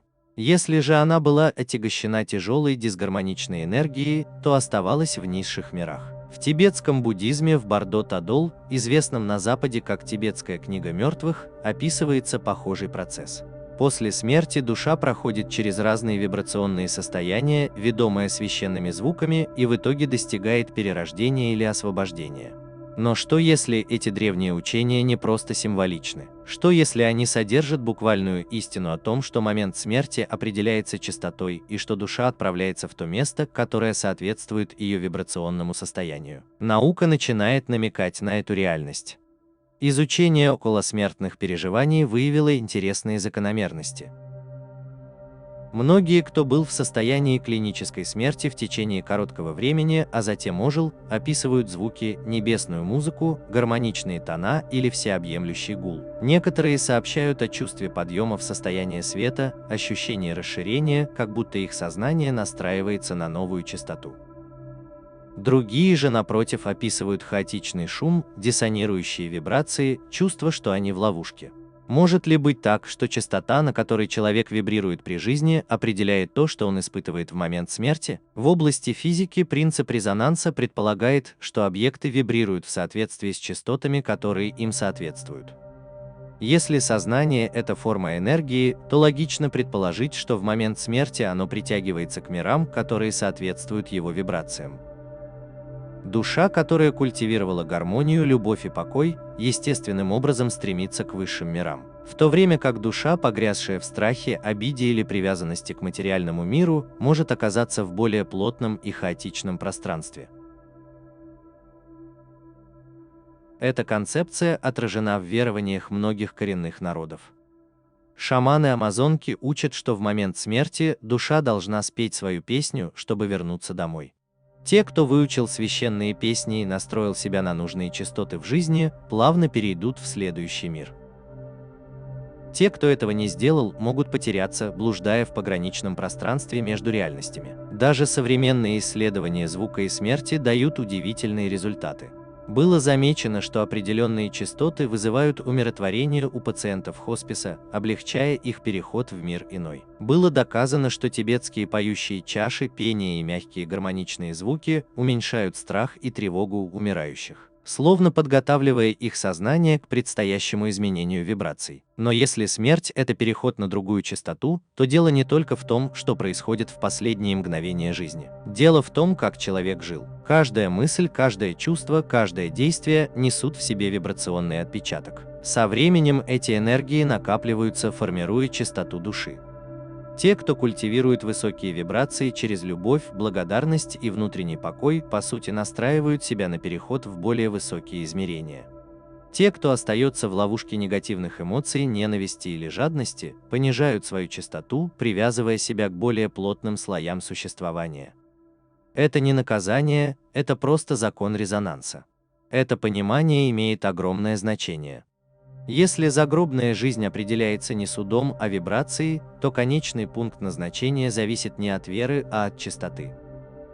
Религиозные учения разных культур намекают на эту истину. Будь то концепция рая и ада, нирваны и сансары, вознесения и чистилища, все эти идеи предполагают, что состояние души в момент смерти определяет, что будет дальше. Но вот самое важное осознание. Вы настраиваете свою частоту прямо сейчас. Каждая ваша мысль, каждое чувство, каждый звук, который вас окружает, формирует вибрационный рисунок вашего бытия. Частоты, с которыми вы сталкиваетесь ежедневно, определяют резонанс, который вы перенесете в момент смерти. Если душа – это инструмент, то жизнь – это процесс настройки этого инструмента либо на гармонию с высшими сферами, либо на диссонанс с низшими. Но современное общество делает все возможное, чтобы люди были расстроены. Диссонанс искусственных частот, бомбардировка хаотичным шумом, культивирование страха через СМИ, политику и развлечения. Все это снижает вибрацию, заставляя ум сосредотачиваться на материальных проблемах, отвлекая от более глубокой истины существования. Но есть способ вернуть это знание. Древние оставили после себя инструменты и практики, которые могут повысить частоту и подготовить душу к плавному переходу. Священный звук – один из них. Повторение мантр, медитация на гармоничных частотах, погружение в музыку, которая соответствует естественным резонансам – все это способы повысить свою вибрацию. Даже осознанное дыхание, тишина, глубокий самоанализ могут привести душу в более высокое состояние. Но самая мощная частота из всех – это любовь. Любовь в ее чистом виде – это самая высокая из известных вибраций. Это резонанс самого творения. Те, кто культивирует любовь, живет с состраданием, прощает, отпускает обиды. Эти люди повышают свое вибрационное поле способами, которые наука не может измерить, но которые глубоко понимает душа. В конце концов, смерть – это не конец. Это переход, смена одной частоты на другую. Куда человек отправится после этой жизни, зависит не от случая и не от внешних сил. Это определяется резонансом души. Последние мгновения жизни не определяют дальнейший путь. Скорее, они показывают вибрационное состояние, которое было достигнуто за всю жизнь. Вот почему важен каждый момент. Если Вселенная – это огромная симфония, то вы ее инструмент. Вопрос в том, как вы настраиваете себя. Глава 12. Музыка сфер. Вселенская симфония. На протяжении веков ученые, философы и мистики обсуждали грандиозную космическую симфонию, объединяющую все во Вселенной. Греки называли ее музыка Юнивиорсалис или музыка сфер, потому что считали, что движение планет и звезд создают мелодии, которые, хотя и не слышны человеческому уху, оказывают значительное влияние на жизнь на Земле. Последние достижения в астрофизике, квантовой механике и частотном анализе привели к пересмотру этой теории, которая на протяжении десятилетий была отвергнута современной наукой.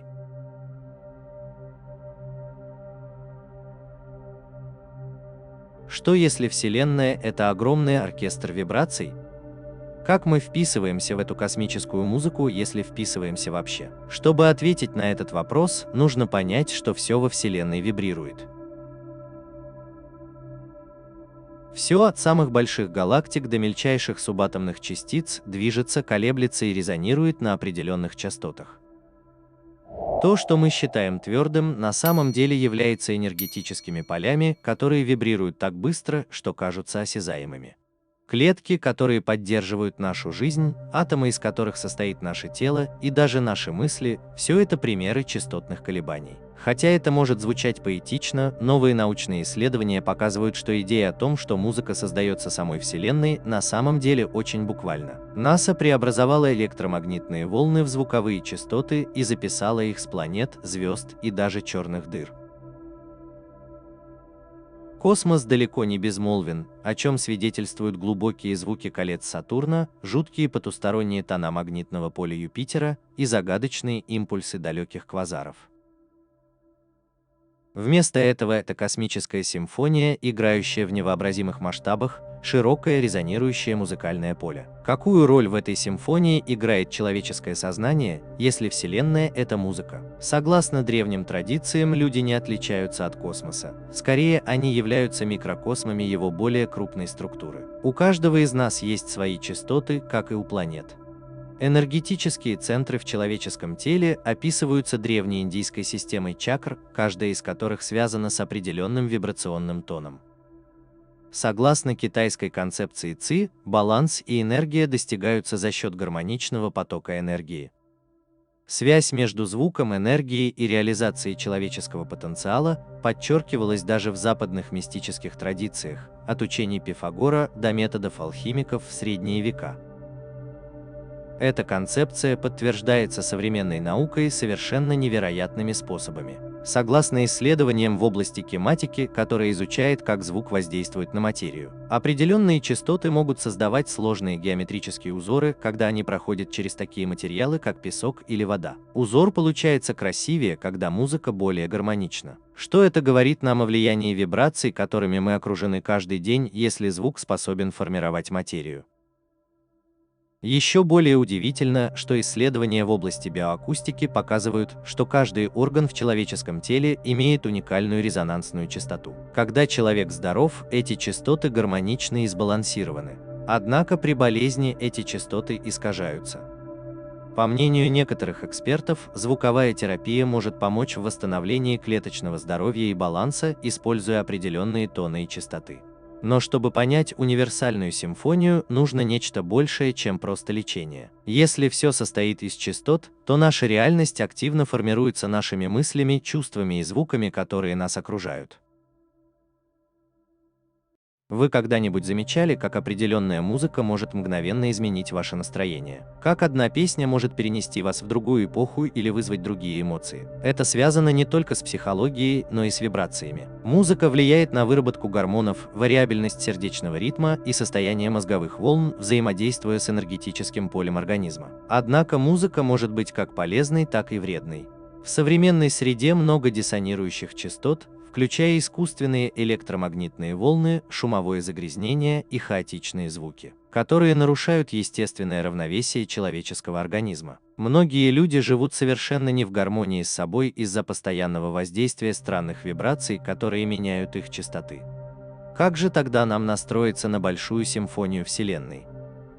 Один из способов осознанно слушать музыку, выбирать музыку, звуки и частоты, которые возвышают, а не разрушают. В древних культурах понимали силу священного звука, используя мантры, песнопения и особые музыкальные гаммы для достижения измененных состояний сознания. Например, было обнаружено, что григорианские песнопения синхронизируют мозговую активность, что приводит к состоянию глубокой релаксации и обострению интуиции. Считается, что частоты сольфеджио, набор тонов, использовавшихся в древней духовной музыке, обладают целебными свойствами, а частота 528 Гц часто называется чудо-частотой из-за ее предполагаемой способности восстанавливать ДНК. Другой метод – это молчание. В современном мире тишина – редкость, но именно в тишине мы начинаем слышать тонкие вибрации души.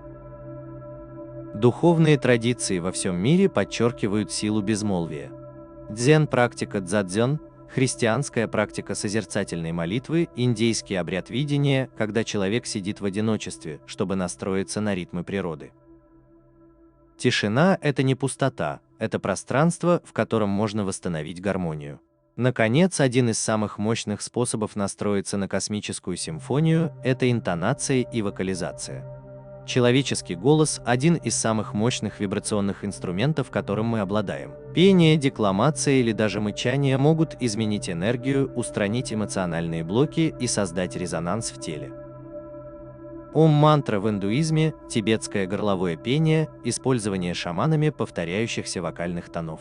Все эти техники использовались на протяжении тысячелетий, чтобы настроить человека на более высокие состояния сознания. В конечном счете, Вселенная – это не случайное скопление частиц. Это песня, грандиозная оркестровка частот, в которой каждое существо играет свою роль. Каждый из нас одновременно и слушатель, и музыкант, формирующий свое вибрационное поле посредством выбора действий и намерений. Вопрос в том, настроены ли вы на эту волну.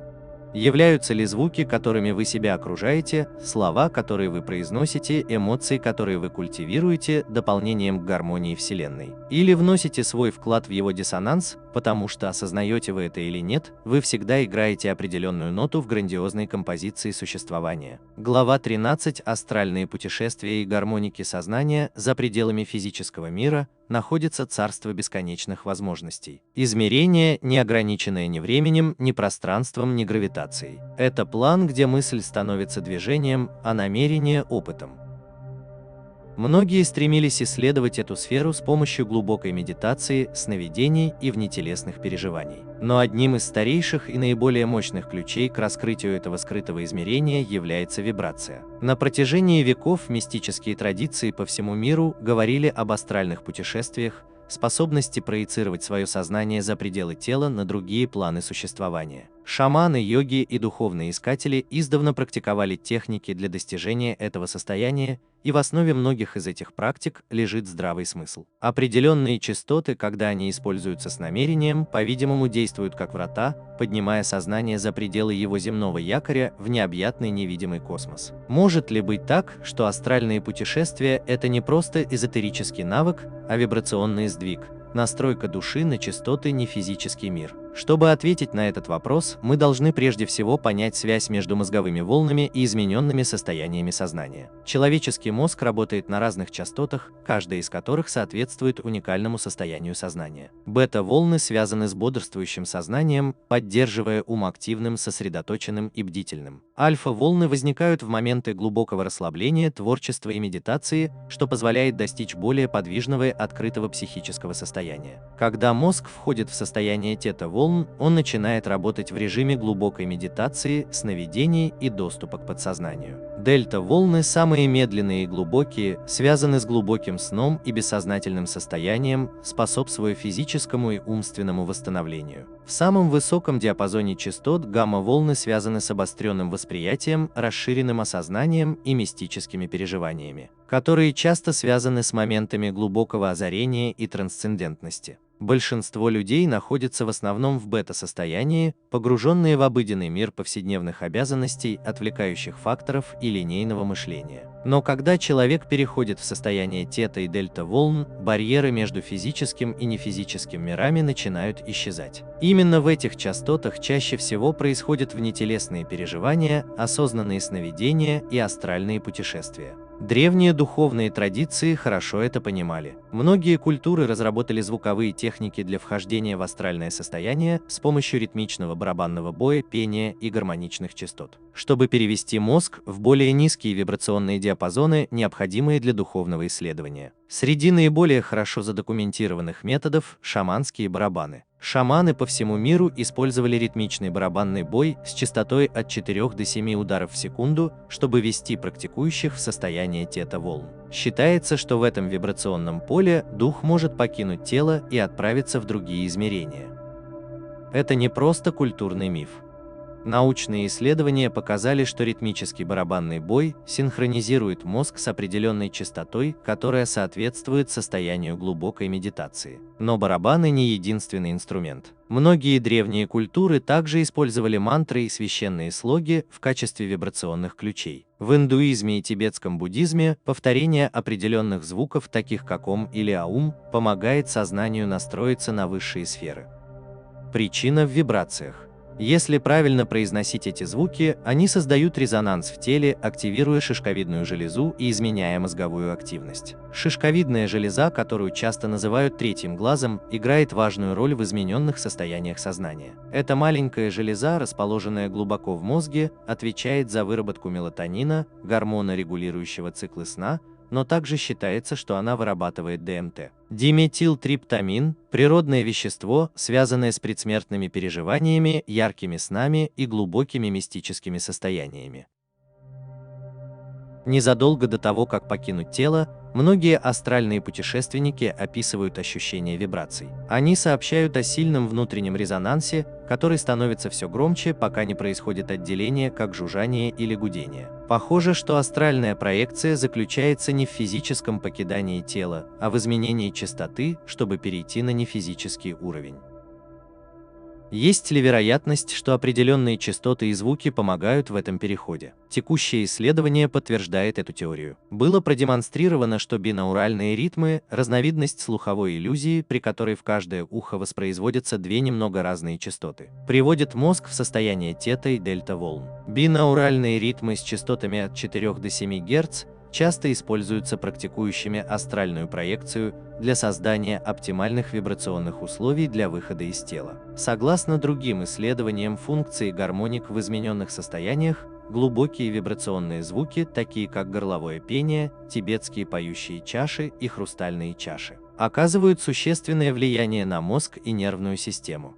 Согласно многочисленным свидетельствам, эти звуки могут вызывать ощущение расширения, парения и даже видения других миров. Однако личные отчеты являются, пожалуй, самым убедительным доказательством того, какую роль играют звуки в астральных путешествиях. Те, кто выходил из своего тела, намеренно или случайно, часто описывают громкий звук, который они слышали перед этим, низкий гул, высокий звон или даже хор голосов. Это происходит в разных культурах и в разные исторические эпохи. Если сознание – это вибрация, то логично, что разные состояния сознания могут существовать на разных частотах. Человеческий разум должен быть настроен на нужную частоту, чтобы воспринимать нефизические реальности, так же как радио должно быть настроено на нужную волну, чтобы принимать сигнал. Как же звук может помочь в астральных путешествиях?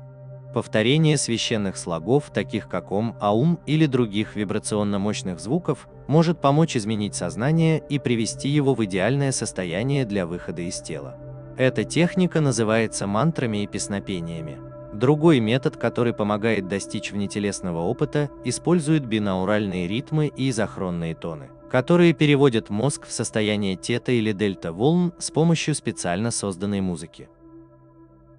Шаманские барабаны с их устойчивым ритмом от 4 до 7 ударов в секунду использовались веками, чтобы погрузить разум в вибрационное состояние, необходимое для астральных путешествий. Вокализация, достигаемая с помощью пения или глубокого резонирования, может активировать энергетические центры тела и стимулировать шишковидную железу, что также способствует процессу. Однако иногда самым мощным инструментом является тишина и глубокое слушание, поскольку отсутствие внешних звуков позволяет услышать естественные частоты собственного сознания, создавая мост в другие измерения. В конечном счете, звук – это не просто инструмент для астральных путешествий, это язык, на котором говорят в разных измерениях. Те, кто научится использовать его силу, смогут не только исследовать другие миры, но и понять истинную природу реальности.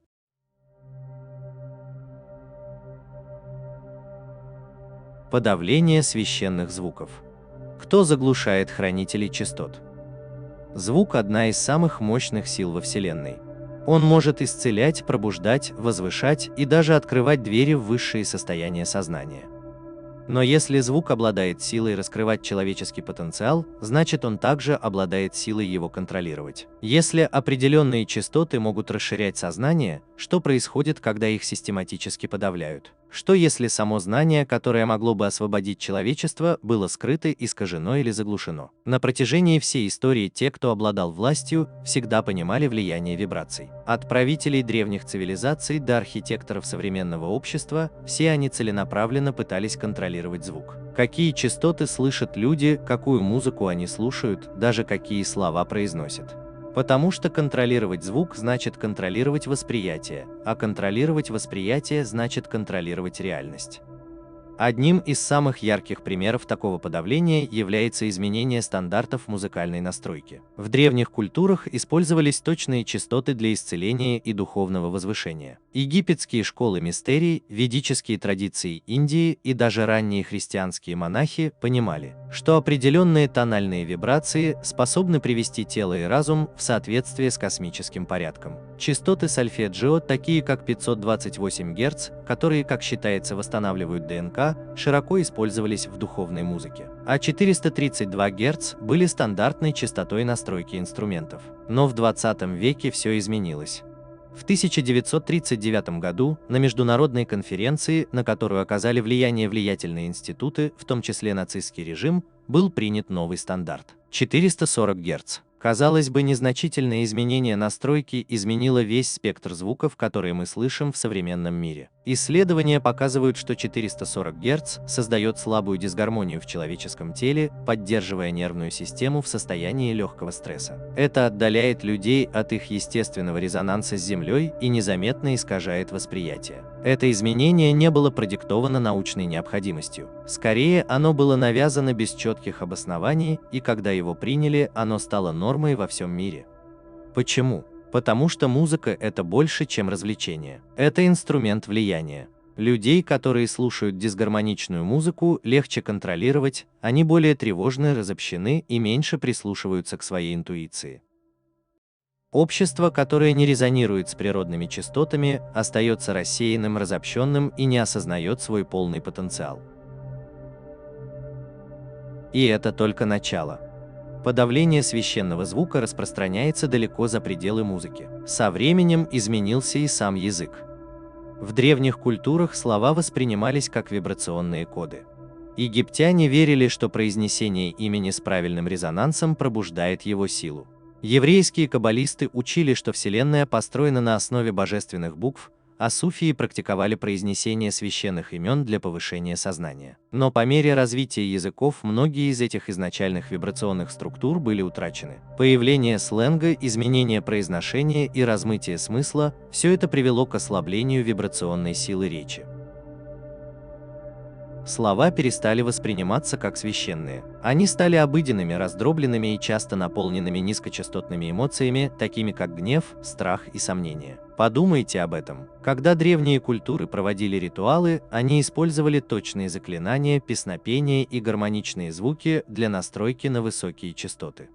Сегодня СМИ бомбардируют людей низкочастотными словами, повторяющимися лозунгами и сообщениями, основанными на страхе. Слова, разжигающие вражду и конфликты, преобладают в новостях, а позитивная высокочастотная речь высмеивается или игнорируется как незначительная. Это не случайность, это намеренное программирование. Помимо языка, даже само молчание стало другим. В древности тишину почитали.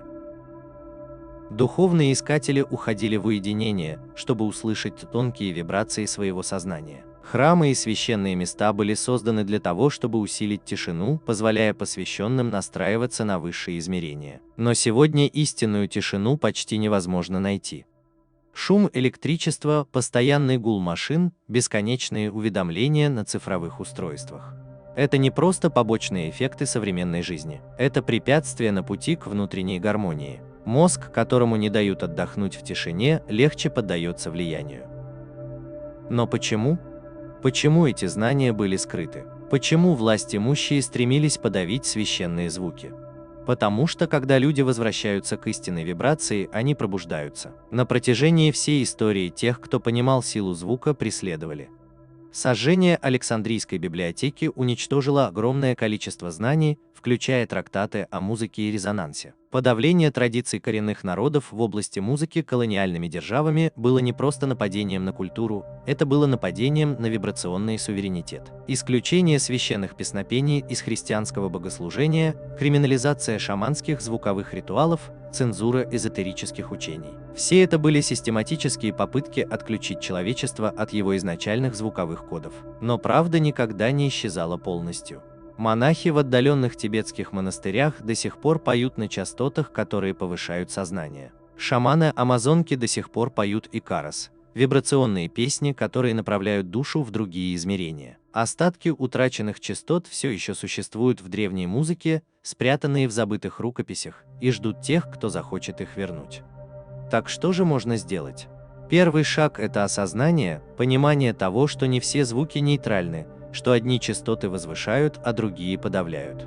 Второй шаг – осознанное прослушивание, выбор музыки, слов и тишины, которые соответствуют высшим вибрациям. И, наконец, третий шаг – это использование звука как личного инструмента для пробуждения. Вы можете начать с того, что включите в свою жизнь звуки, обладающие сакральным значением. Это могут быть мантры, медитации с частотами сольфеджио или просто прогулки на природе, где можно почувствовать изначальные частоты Земли. Это поможет вам восстановить вибрации, нарушенные современным обществом. Самое главное – говорите осознанно. Каждое слово несет в себе вибрацию. Каждое произнесенное вами предложение посылает резонанс в мир. Говорите ли вы слова, которые возвышают, придают сил, соответствуют высшей истине?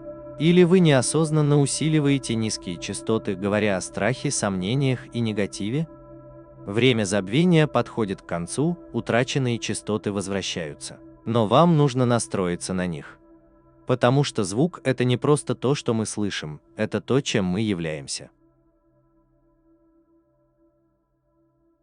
Ритуал звука, пения, барабанного боя и звуковой алхимии. С тех пор, как люди появились на Земле, они использовали звук как инструмент для выхода за рамки обыденности, общения с невидимым и соединения с более глубокими силами космоса. До появления письменности, до появления структурированного языка был только звук. И из него возникли священные ритуалы, практики, которые никогда не были просто музыкой или развлечением, а способом доступа к реальности и ее изменения. Сила звука вплетена в каждую духовную традицию, передавалась из поколения в поколение мистиками, шаманами и искателями, которые понимали, что ритм, тон и резонанс – это нечто большее, чем просто слуховое восприятие. Пение было не просто песней, а способом изменить сознание. Барабанный бой был не просто ритмом, а методом изменения частоты мозга. Алхимия звука была не просто метафорой, а реальной практикой трансформации, процессом настройки человеческого духа на гармонию Вселенной. Пожалуй, человеческий голос – самый древний и мощный инструмент. Он напрямую связан с дыханием, самой жизненной силой, и каждый звук, издаваемый голосовыми связками, несет в себе вибрацию, которая воздействует на тело и разум. В древних традициях индуизма и буддизма мантры считались мощными вибрационными формулами, способными пробуждать разные состояния сознания. Слог Ом, который считается изначальным звуком Вселенной, по поверьям несет в себе резонанс самого творения. Если правильно его произносить, он не только успокаивает ум, но и вызывает физическую вибрацию в груди, горле и черепе, активируя шишковидную железу и переводя мозговую активность в более глубокое медитативное состояние. То же самое можно наблюдать в тибетском буддизме, где монахи поют в гармонии, создавая сразу несколько обертонов. Это создает вибрационный эффект, который многие описывают как потусторонний резонанс, который, кажется, выходит за пределы физического мира. Эти песнопения не случайны. Они следуют точным математическим и тональным структурам, которые настраивают тело и разум на более высокие частоты. Похожим принципам следовали при создании григорианских песнопений в средневековой Европе, где хоры пели в определенных гармонических интервалах, чтобы вызывать состояние созерцания и божественной связи. Ударные инструменты использовались на протяжении тысячелетий для вхождения в измененные состояния. Коренные народы по всему миру, от шаманов Сибири до знахарей Амазонки, использовали ритмичную игру на барабанах, чтобы войти в транс и выйти за пределы физической реальности. Есть причина, по которой шаманские барабаны бьют с частотой от 4 до 7 ударов в секунду. Этот ритм воздействует на мозг, переводя его в состояние тета-волн, которое ассоциируется с глубокой медитацией, сновидениями и обострением интуиции.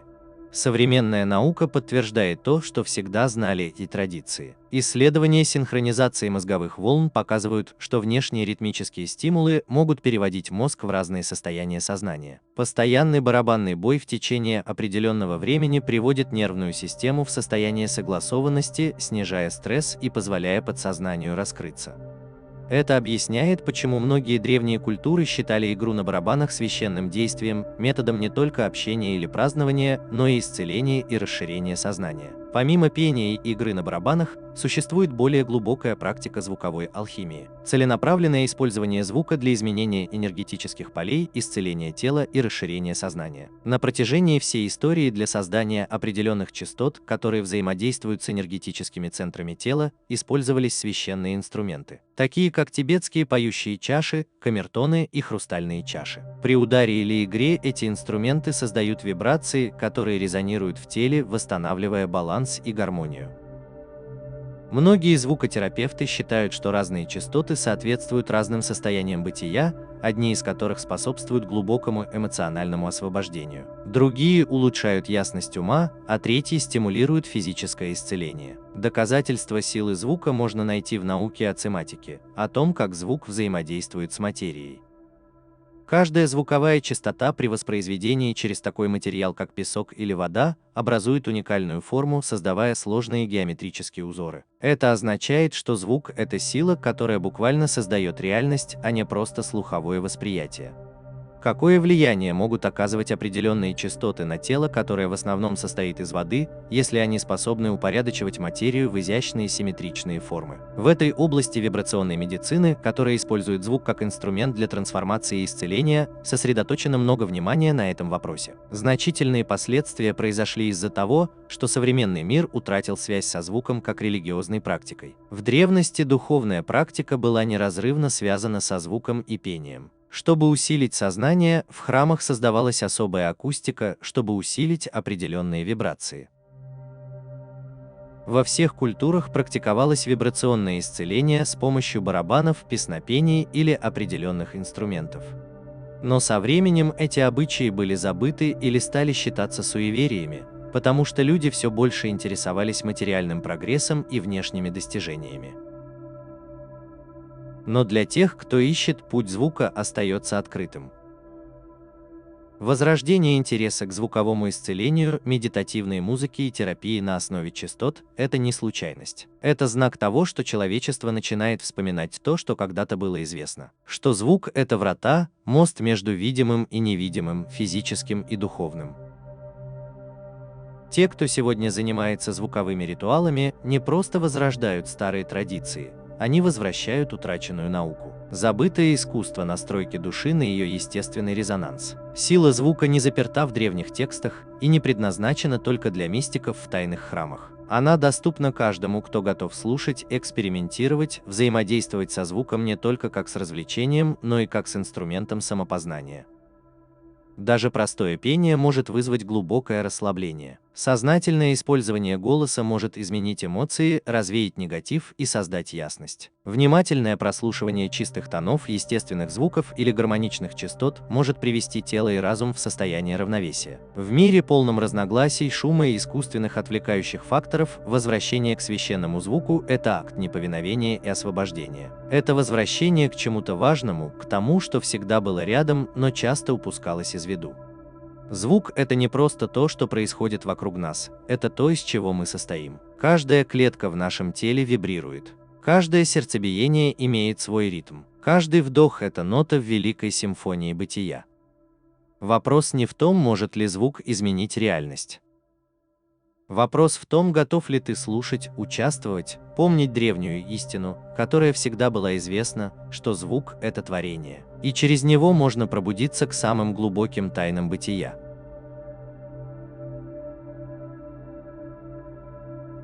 Глава 16. Расшифровка частотного кода. Как вернуть свою истинную вибрацию. Существует скрытая сила, формирующая вашу реальность, влияющая на ваши эмоции, мысли и даже возможности, которые вам предоставляются. Хотя она невидима, она влияет на все аспекты вашего существования. Это сила, частота, вибрационная энергия, которую вы излучаете и поглощаете. Что если частота, на которую вы сейчас настроены, не соответствует вашему естественному состоянию? Что если с самого рождения ваш личный резонанс был слегка изменен, и вы не раскрыли свой наивысший потенциал? С момента нашего появления на свет мы погружены в море искусственных частот. Шум электропроводки, хаотичные звуки транспорта, низкочастотные импульсы промышленных машин – это не часть естественного порядка. В отличие от естественных звуков ветра, воды и пения птиц, которые питают нервную систему и способствуют равновесию, эти искусственные вибрации перевозбуждают и фрагментируют сознание. Многие люди живут, даже не осознавая, что находятся в поле энергетических искажений. Еще более коварным является воздействие звука и вибраций через СМИ и технологии. Телевидение и цифровые устройства излучают электромагнитные частоты, которые незаметно влияют на мозговую активность, удерживая сознание в состоянии повышенной бдительности, но при этом легко отвлекают. Постоянная бомбардировка информацией, большая часть которой призвана вызывать страх, гнев или беспокойство, приводит к тому, что большинство людей вибрируют на более низких частотах. В таком состоянии люди более подвержены реакциям, более напуганы и меньше прислушиваются к своей интуиции. Музыка, которая когда-то была священным инструментом для исцеления и духовного развития, тоже изменилась, хотя мало кто это понимает. Древние цивилизации настраивали свои инструменты на частоту 432 Гц, которая, как считалось, соответствует естественным ритмам Земли. Но в 20 веке был введен мировой стандарт 440 Гц. Хотя разница кажется незначительной, исследования показывают, что частота 440 Гц создает небольшую дисгармонию в человеческом теле, поддерживая нервную систему в состоянии легкого напряжения. Эта смена произошла не из-за научной необходимости, а была введена, несмотря на сопротивление музыкантов и исследователей звука. Язык тоже утратил свою вибрационную силу. В древности слова считались священными. Египтяне верили, что произнесение имени с правильным резонансом – это способ призвать его силу. Еврейские каббалисты учили, что Вселенная устроена с помощью божественных букв, а суфии практиковали чтение священных имен для возвышения сознания. Но со временем язык стал менее выразительным. Сегодня большинство речей торопливы, фрагментарны и наполнены эмоциями с низкой частотой, такими как страх, сомнение и негодование. Каждое слово несет в себе вибрацию, и когда преобладает негативный язык, это усиливает низкочастотные состояния, формируя восприятие так, что люди этого не осознают. Чтобы освободиться от этого частотного программирования, нужно сначала осознать вибрационную среду, в которой они существуют. Звуки, слова и энергии, с которыми человек взаимодействует ежедневно, определяют его личный резонанс. Сознательно выбирая более высокие частоты, человек может начать восстанавливать свое естественное вибрационное состояние и кардинально менять свою реальность. Избавление от диссонирующего шума – это один из первых этапов взлома частотного кодирования. Нервная система может перенастроиться, когда уменьшается воздействие диссонирующей музыки, искусственных частот и хаотичных звуковых ландшафтов. Восстановление внутреннего равновесия может быть достигнуто путем погружения в естественные звуки, такие как ветер, дождь или океанские волны. Время, проведенное на природе, восстанавливает связь между человеческим телом и частотами Земли, которые должны находиться в гармонии. Еще один эффективный метод перестройки вибраций – это возвращение целительных частот в повседневную жизнь. Естественный резонанс организма можно восстановить с помощью таких частот сольфеджио, как 528 Гц, которые, как считается, помогают в восстановлении ДНК, и 432 Гц, которые связаны с гармонией и равновесием. Частоты, излучаемые тибетскими поющими чашами, камертонами и хрустальными чашами, перестраивают энергетическую систему организма, укрепляя как психическое, так и физическое здоровье. Одним из самых мощных вибрационных инструментов является сам голос. Тело входит в более высокое состояние резонанса, когда произносятся священные слоги, такие как Ом, Рамадаса или Ху, потому что они создают высокие частоты. Было доказано, что блуждающий нерв, который контролирует стресс и эмоциональное равновесие, активируется даже при легком жужжании. Практикующие тонизирование голоса часто описывают ощущение необычайной ясности и непринужденности в общении с самими собой, как будто они перестраивают все свое энергетическое поле. Но восстановление частоты – это не только внешний звук. Это еще и внутренний диалог, который человек поддерживает. Слова и мысли несут в себе вибрационные сигнатуры. Когда люди говорят о себе негативно, они усиливают чувство страха и ограниченности, меняют свой внутренний настрой, заменяя сомнения уверенностью, обиду благодарностью, а страх любовью, и это может радикально изменить их вибрационное состояние. Язык – это не просто средство общения. Это вибрационная команда для Вселенной. Эмоции тоже излучают частоты, которые формируют реальность. Любовь, радость и благодарность резонируют на более высоких частотах, приводя человека в соответствие с естественной гармонией бытия. Страх, гнев и отчаяние работают на более низких частотах, создавая диссонанс в теле и разуме. Выбор в пользу более высоких частот эмоций – это не просто психологическое упражнение. Это акт вибрационного суверенитета. Когда человек настраивается на любовь, благодарность и внутренний покой, его реальность начинает меняться, привлекая события и людей, которые соответствуют его возвышенному состоянию. Молчание – еще один мощный инструмент для восстановления истинной вибрации. В мире, наполненном непрекращающимся шумом, молчание – это путь к более глубокому осознанию. Истинное молчание позволяет нервной системе перезагрузиться, а уму успокоиться, создавая пространство для тонких вибраций души. Многие духовные традиции подчеркивают силу молчания, понимая, что в состоянии покоя происходят глубокие трансформации.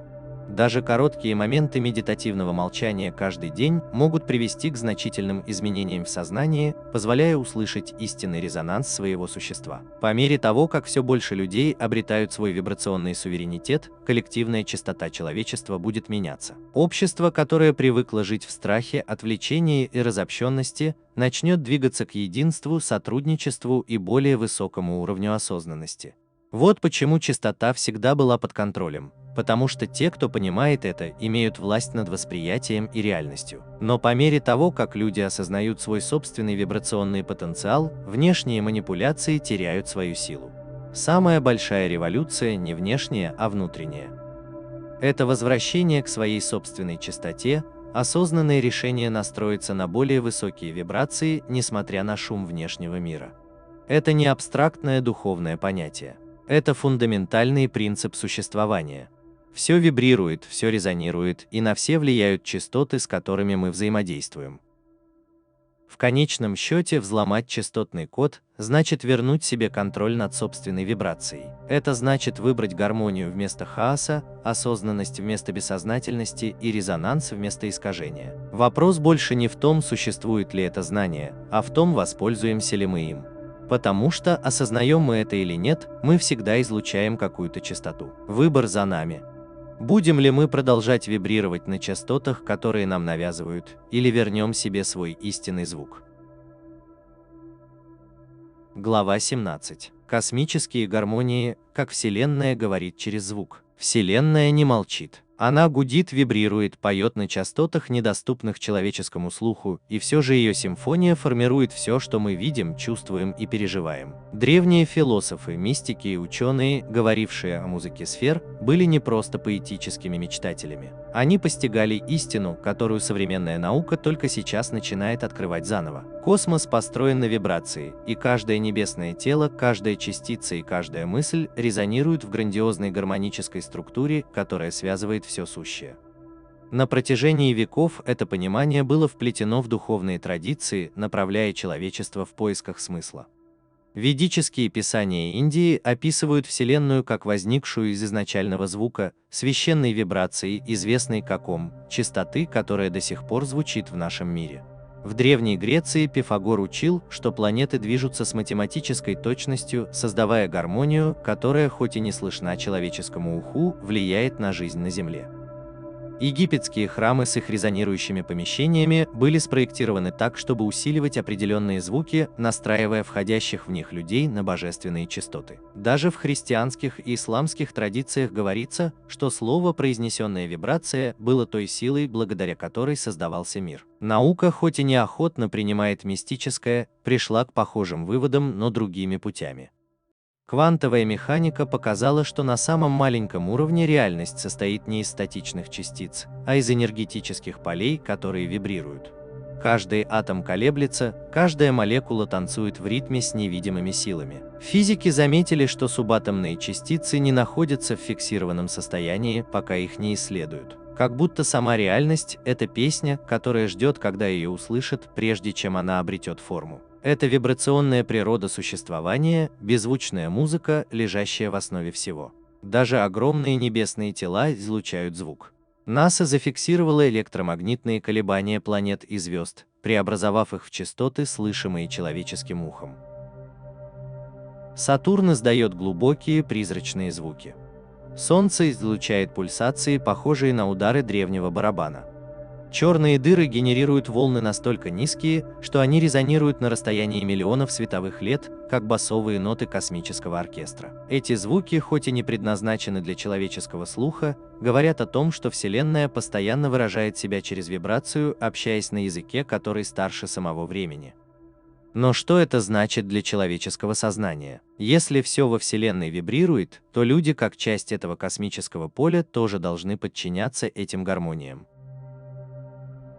Человеческое тело – это резонирующий инструмент, в котором каждая клетка, орган и энергетический центр вибрируют на определенных частотах. Древнее учение о чакрах, долгое время отвергаемое материалистической наукой, удивительным образом совпадает с современными открытиями в области биоакустики. Каждая чакра соответствует определенной частоте, и когда эти частоты находятся в гармонии, физическое, эмоциональное и духовное состояние человека улучшается. Когда же они рассогласованы, возникает дисгармония, которая проявляется в виде болезней, стресса и психологических проблем. Музыка уже давно стала мостом между человеческим сознанием и Вселенной в целом. Те, кто ощущал трансцендентную силу определенных звуков, глубокую эмоциональную привязанность к песне или то, как мелодия может унести разум за пределы пространства и времени, прикоснулись к более глубокой истине. Звук – это не просто форма искусства, но и ключ к открытию скрытых измерений бытия.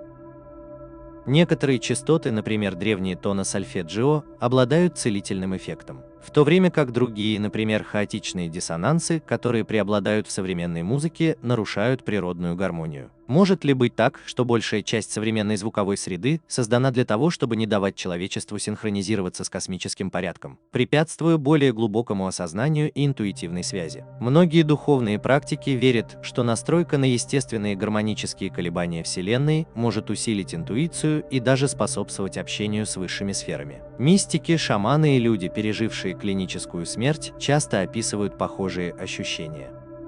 Присутствие небесной музыки, гармоничных звуков или мощный вибрационный сдвиг, сопровождающий моменты духовного пробуждения.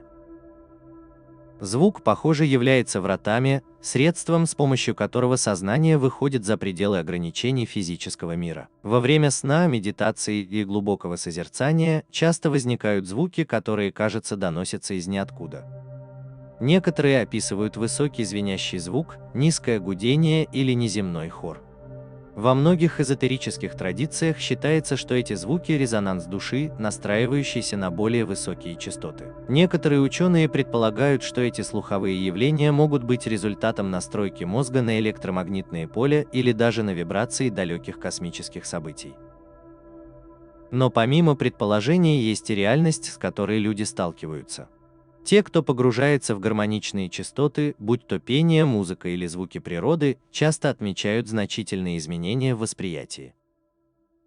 Их интуиция обостряется, сны становятся ярче, а связь со Вселенной сильнее.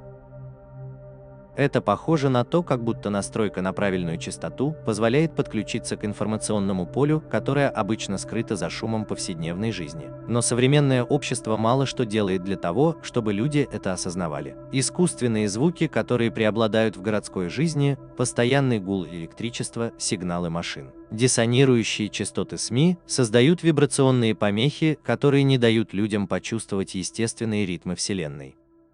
Развитие цифровой музыки, часто сжатой и лишенной полного гармонического спектра, еще больше отдаляет слушателей от истинной глубины звука. Если Вселенная говорит с нами через вибрации, то большая часть современной жизни устроена так, чтобы заглушить ее голос. Но тишина не победила. Космические вибрации все еще здесь, они ждут тех, кто готов их услышать. Они есть в шелесте листьев, в ритме океанских волн, в глубоком звучании тибетской поющей чаши, в вечных мелодиях священных песнопений. Они есть в пространстве между мыслями, в глубокой тишине, где разум встречается с бесконечностью. Чтобы услышать Вселенную, нужно сначала заглушить внутренний шум, настроившись на естественные частоты существования, окружив себя звуками, которые возвышают, а не искажают, и приняв тишину наравне с музыкой. Так начинает зарождаться новое осознание. Это осознание того, что мы не отделены от космоса. Мы – часть его великой симфонии, резонирующей в бесконечной песне. Вопрос не в том, говорит ли Вселенная, а в том, слушаем ли мы ее. Глава 18. Хранители вибрационных тайн. У кого еще остались знания? Некоторые люди всегда понимали силу вибраций. Были мистики, шаманы, посвященные и тайные общества, которые хранили эту ценную информацию задолго до того, как современная наука начала раскрывать скрытую природу частот.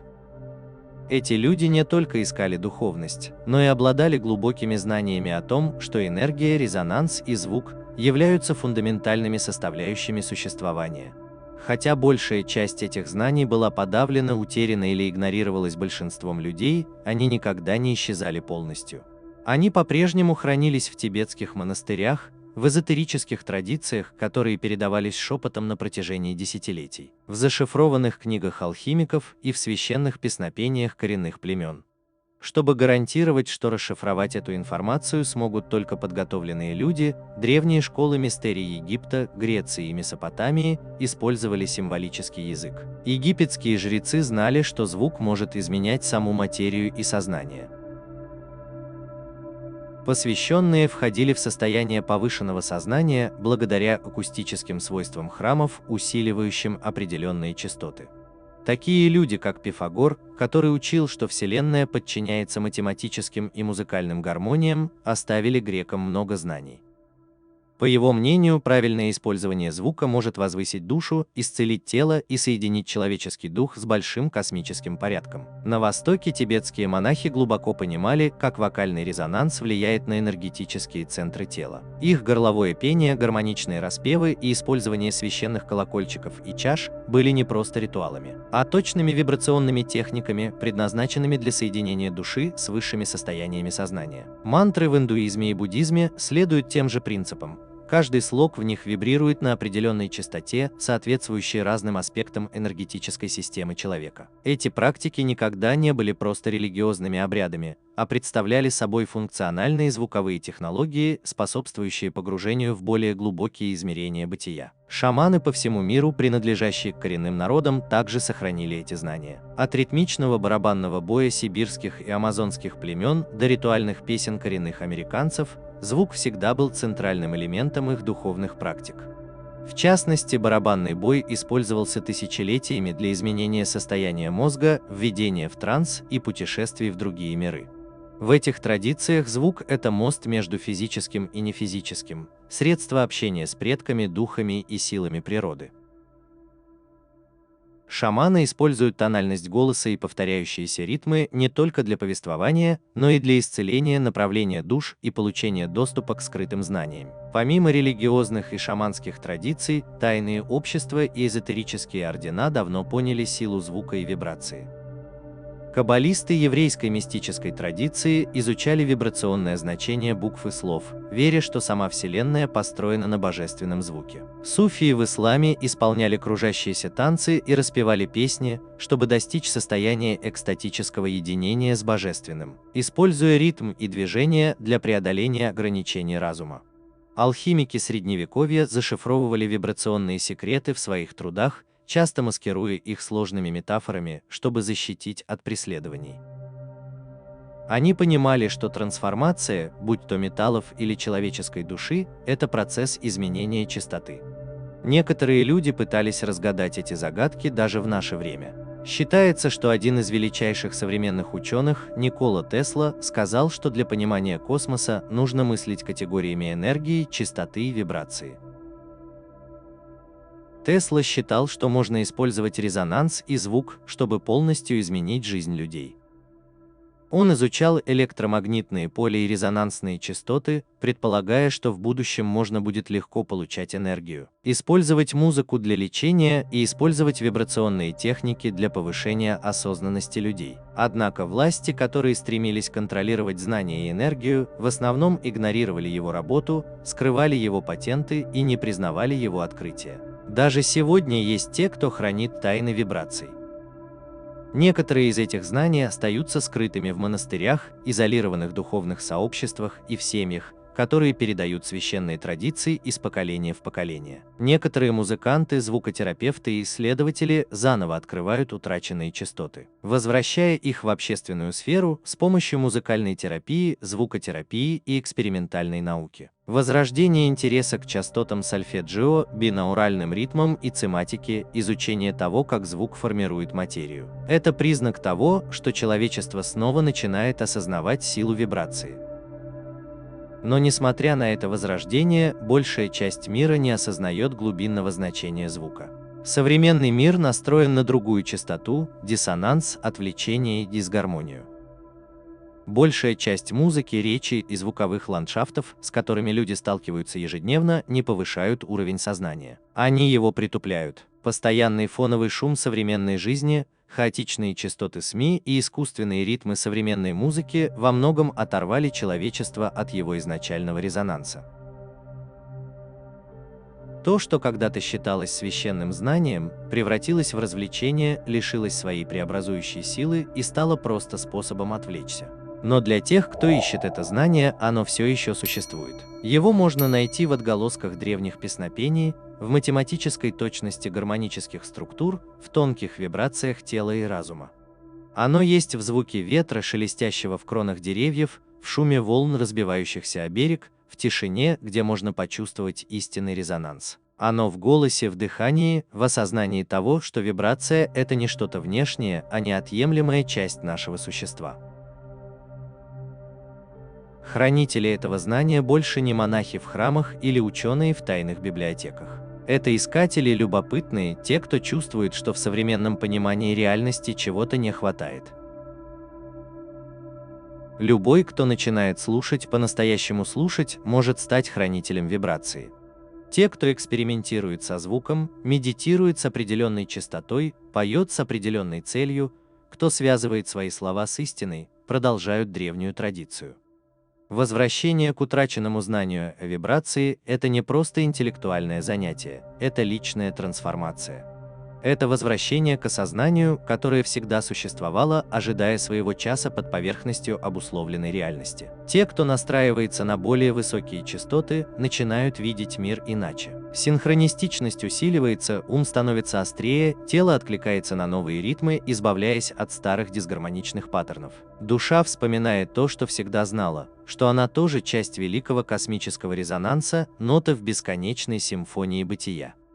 Секреты вибрации никогда по-настоящему не исчезали. Они ждали, хранясь в священных местах мира и в безмолвии души. Вопрос больше не в том, существуют ли эти истины, а в том, готов ли кто-то их услышать. Звук будущего, пробуждение новой эры всегда были мостом между мирами, силой, способной формировать реальность. На протяжении тысячелетий человечество было тесно связано с вибрациями, осознанно и с почтением. Вибрации направляли духовные практики, влияли на архитектуру и играли центральную роль в исцелении и преображении. Но со временем, когда цивилизации возникали и исчезали, многие знания были утеряны, забыты или намеренно подавлены. Сегодня, когда наука начинает догонять древнюю мудрость, происходит сдвиг. Восстанавливается понимание звука и вибраций, а вместе с ним и потенциал для изменения человеческого сознания и реальности, что раньше считалось невозможным. Мир стоит на перепутье. С одной стороны, это неумолимое развитие технологий, растущее насыщение искусственными частотами и растущее отчуждение людей от мира природы. Современная эпоха наполнена шумом, цифровой болтовней, электромагнитными полями, хаотичным гулом машин. Людей бомбардируют частотами, которые не питают дух, а наоборот рассеивают внимание, вызывают стресс и создают ощущение диссонанса, которое большинство даже не осознает. Многие живут, постоянно отвлекаясь, уставая или испытывая тревогу, не подозревая, что вибрации, в которых они существуют, влияют на их состояние. Но с другой стороны происходит нечто важное. Все больше людей начинают осознавать скрытую силу звука. Возрождение интереса к лечебным частотам, бинауральным ритмам, звуковым ваннам и вибрационной терапии – это не мимолетная тенденция. Это признак того, что человечество начинает вспоминать нечто фундаментальное. По всему миру музыканты, ученые и духовные искатели исследуют взаимосвязь звука и сознания, открывая способы, с помощью которых частота может повышать осознанность, восстанавливать баланс и даже менять структуру самой реальности. Одной из самых многообещающих областей, появившихся в результате этих исследований, является циматия, изучение того, как звук воздействует на материю. Визуальные представления вибраций, которые дает циматия, подтверждают то, что древние культуры понимали интуитивно. Чистота – это не просто абстрактная сила, а осязаемая творческая энергия.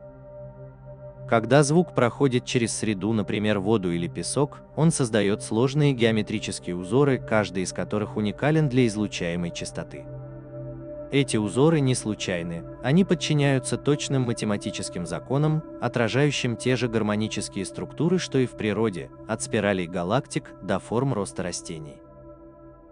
Если звук способен формировать физическую реальность на микроскопическом уровне, то логично предположить, что он также формирует и более крупные системы жизни. Что происходит, когда человеческое сознание подвергается воздействию диссонирующих частот в течение длительного времени? Какое влияние оказывают гармоничные вибрации на тело, разум и дух? Эти вопросы исследователи, целители и первопроходцы в области вибрационной науки начинают изучать с новой силой. Одной из самых революционных идей нашего времени является лечение с помощью частот. Хотя звук издавна использовался в терапевтических целях в древних культурах, его потенциал теперь подтверждается современной наукой. Согласно исследованиям, некоторые частоты могут даже восстанавливать ДНК, снижать стресс и способствовать регенерации клеток. Звуковая терапия с помощью таких инструментов, как гармонические резонансные камеры, поющие чаши и камертоны, становится все более популярной как в клинической, так и в холистической медицине. Медицинские исследователи и больницы начинают изучать использование звука для лечения нейродегенеративных заболеваний, тревожных расстройств и хронической боли. Последствия этого огромны. Если звук способен восстанавливать клетки, это ставит под сомнение многие предположения современной медицины о природе болезней и способах их лечения. Помимо физического исцеления, звук также используется как инструмент для расширения сознания. Многие, кто занимается глубокими вибрационными практиками, сообщают об обострении интуиции, осознанных сновидениях и переживаниях, выходящих за рамки обычного восприятия. Это не случайно. Человеческий мозг – это резонансная система, и под воздействием определенных частот он может переходить в измененное состояние сознания. Было доказано, что бинауральные ритмы, изохронные тоны и ритмичная барабанная дробь синхронизируют мозговые волны, что приводит к глубоким медитативным и правительским состояниям. Эти опыты показывают, что звук – это не просто то, что мы слышим, это то, что может переносить само сознание. По мере того, как знания о вибрационной науке продолжают расширяться, будущее звуковых технологий начинает обретать форму. Некоторые исследователи считают, что в будущем медицина, основанная на частотах, сможет заменить фармацевтические препараты, предлагая неинвазивные методы лечения, которые восстанавливают естественный резонанс организма. Другие представляют себе города, спроектированные с учетом акустической гармонии, где каждая постройка будет способствовать улучшению самочувствия, а не его ухудшению. Интеграция звуковых технологий в повседневную жизнь, будь то персонализированная вибрационная терапия, иммерсивная звуковая среда, или даже образовательные системы, основанные на частотах, может революционизировать способы взаимодействия людей с миром. Но, пожалуй, самым важным аспектом этого пробуждения является осознание того, что частота – это не просто внешняя сила, а то, что генерирует каждый человек.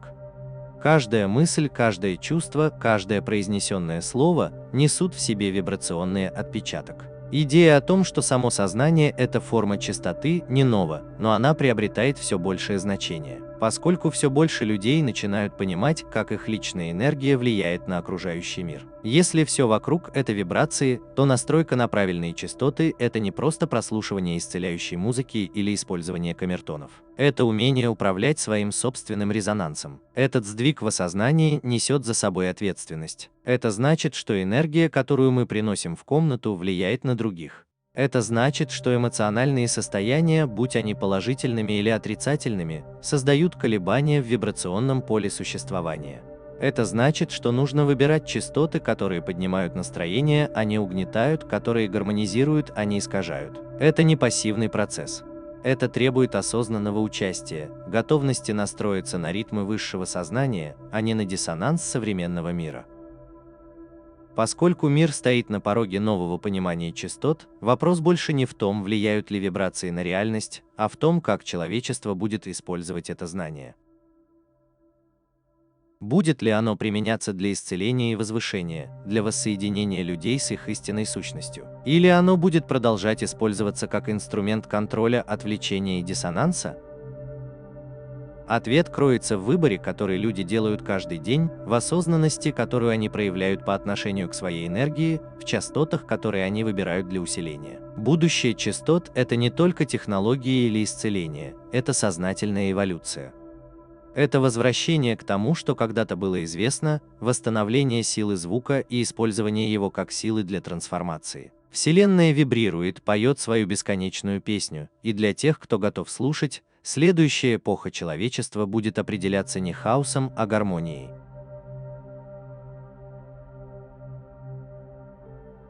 Глава 20. Возвращение к изначальной чистоте. Все во Вселенной вибрирует, от мельчайших субатомных частиц до огромных спиралей галактик. Вселенная – это океан частот, сложная сеть резонанса, где все связано невидимыми нитями вибрации. Тысячи лет назад это знание было доступно древним цивилизациям, они вплетали его в свою архитектуру, музыку, ритуалы и духовные практики. Звук никогда не воспринимался как просто шум. Это была сила, способная формировать реальность, менять сознание и связывать людей с божественным. Со временем это знание было утрачено, раздроблено на части в ходе взлетов и падений империй, подавлено институтами, которые стремились контролировать восприятие, и в конечном счете заглушено непрекращающимся шумом современного мира. Древние частоты, которые когда-то звучали в храмах, пирамидах и священных местах, канули в небытие. Их заменили искусственные вибрации, которые отдаляли людей от естественной гармонии бытия. Современная эпоха принесла прогресс, но также принесла хаос, диссонанс, который проникает во все сферы жизни, не дает людям покоя, нарушает равновесие в организме и заставляет душу тосковать по чему-то недостижимому. Но несмотря на это, изначальная чистота никогда не исчезала. Ее невозможно уничтожить, потому что это фундаментальная сущность самого существования. Она все еще пульсирует под покровом отвлекающих факторов, ожидая, когда ее откроют заново. Она проявляется в моменты глубокой тишины, в ритме волн, разбивающихся о берег, в гармоничном пении птиц на рассвете, в безмолвии леса, нетронутого человеком. Это проявляется в биении человеческого сердца, в том, как мы дышим, в том, что мы чувствуем, когда полностью погружаемся в настоящий момент. Возвращение к этому утраченному резонансу – это не поиск чего-то внешнего. Это процесс возвращения к тому, что всегда было с нами, к тому, чтобы избавиться от помех, которые искажают истинную вибрационную природу реальности. Это начинается с осознания, с понимания того, что каждый звук, каждое слово, каждая мысль несут в себе определенную частоту, которая влияет на энергетическое поле как отдельного человека, так и всего общества. Мир переполнен диссонансом, но каждый человек может выбрать, на что он будет настраиваться. Это путешествие к изначальной чистоте требует изменения восприятия. Нужно понять, что звук – это не просто то, что мы слышим ушами, но то, что мы чувствуем всем своим существом. Тело само по себе – это инструмент, который вибрирует в ответ на каждую эмоцию, каждое переживание, каждое взаимодействие с миром. Когда все в гармонии, все происходит легко, здоровье восстанавливается и жизнь течет в согласии с собой. Когда все не в порядке, возникает путаница, разобщенность и чувство потерянности. Древние знали, что настройка на правильные частоты может привести к глубокой трансформации. Они знали, что священные песнопения, гармоничные структуры и правильное использование звука могут открыть двери к высшим состояниям сознания. Они видели человеческий голос как инструмент творения, мост между физическим и невидимым, силу, способную воплощать саму реальность. Даже сегодня те, кто практикует осознанную вокализацию, пение и вибрационную медитацию, понимают, что звук способен разрушать ментальные барьеры, исцелять эмоциональные раны и пробуждать что-то давно забытое в душе. Но помимо этих внешних практик, есть более глубокая истина. Самый сильный звук – это тот, который рождается внутри. Это безмолвный резонанс полного присутствия, вибрация подлинного самовыражения, непоколебимая чистота человека, который находится в гармонии со своей истинной сущностью. В мире, где пытались контролировать и манипулировать чистотой, возвращение к своей собственной вибрации – это высший акт суверенитета. Это осознание того, что никакая внешняя сила не может диктовать резонанс души, если на это нет разрешения. Пока человечество стоит на пороге нового вибрационного пробуждения, вопрос заключается не в том, влияет ли звук на реальность, а в том, будут ли люди нести ответственность за частоты, которые они излучают и поглощают. Каждое взаимодействие, каждое произнесенное слово, каждая мысль – это часть большой симфонии, формирующей не только личный опыт, но и коллективное энергетическое поле планеты. Если достаточное количество людей выберет гармонию вместо хаоса, осознанность вместо бессознательности и любовь вместо страха, то вся вибрационная структура реальности начнет меняться. Будущее не высечено в камне. Оно создается резонансом. Оно формируется в каждый момент времени частотами, которые человечество выбирает усиливать. Открытие заново священного звука, возвращение к гармоничному существованию и сознательное согласование с изначальной частотой – это не просто возможности. Это необходимость для следующего этапа человеческой эволюции. В конце концов, все возвращается к вибрации. Вопрос не в том, является ли человек частью космической симфонии, а в том, играет ли он свою ноту в гармонии с ней. Выбор всегда есть. Оставаться в разногласиях, в ловушке искусственных частот, которые разъединяют и лишают сил. Или настроиться на естественные ритмы существования и вернуть себе силу, которая всегда была внутри. Изначальная частота никогда не терялась. Она ждет в тишине, в дыхании, в глубоком понимании, которое существует за пределами слов. Вселенная слушает и всегда отвечает на посылаемые вибрации. Последний вопрос прост, но в то же время глубок. Какую частоту вы выберете?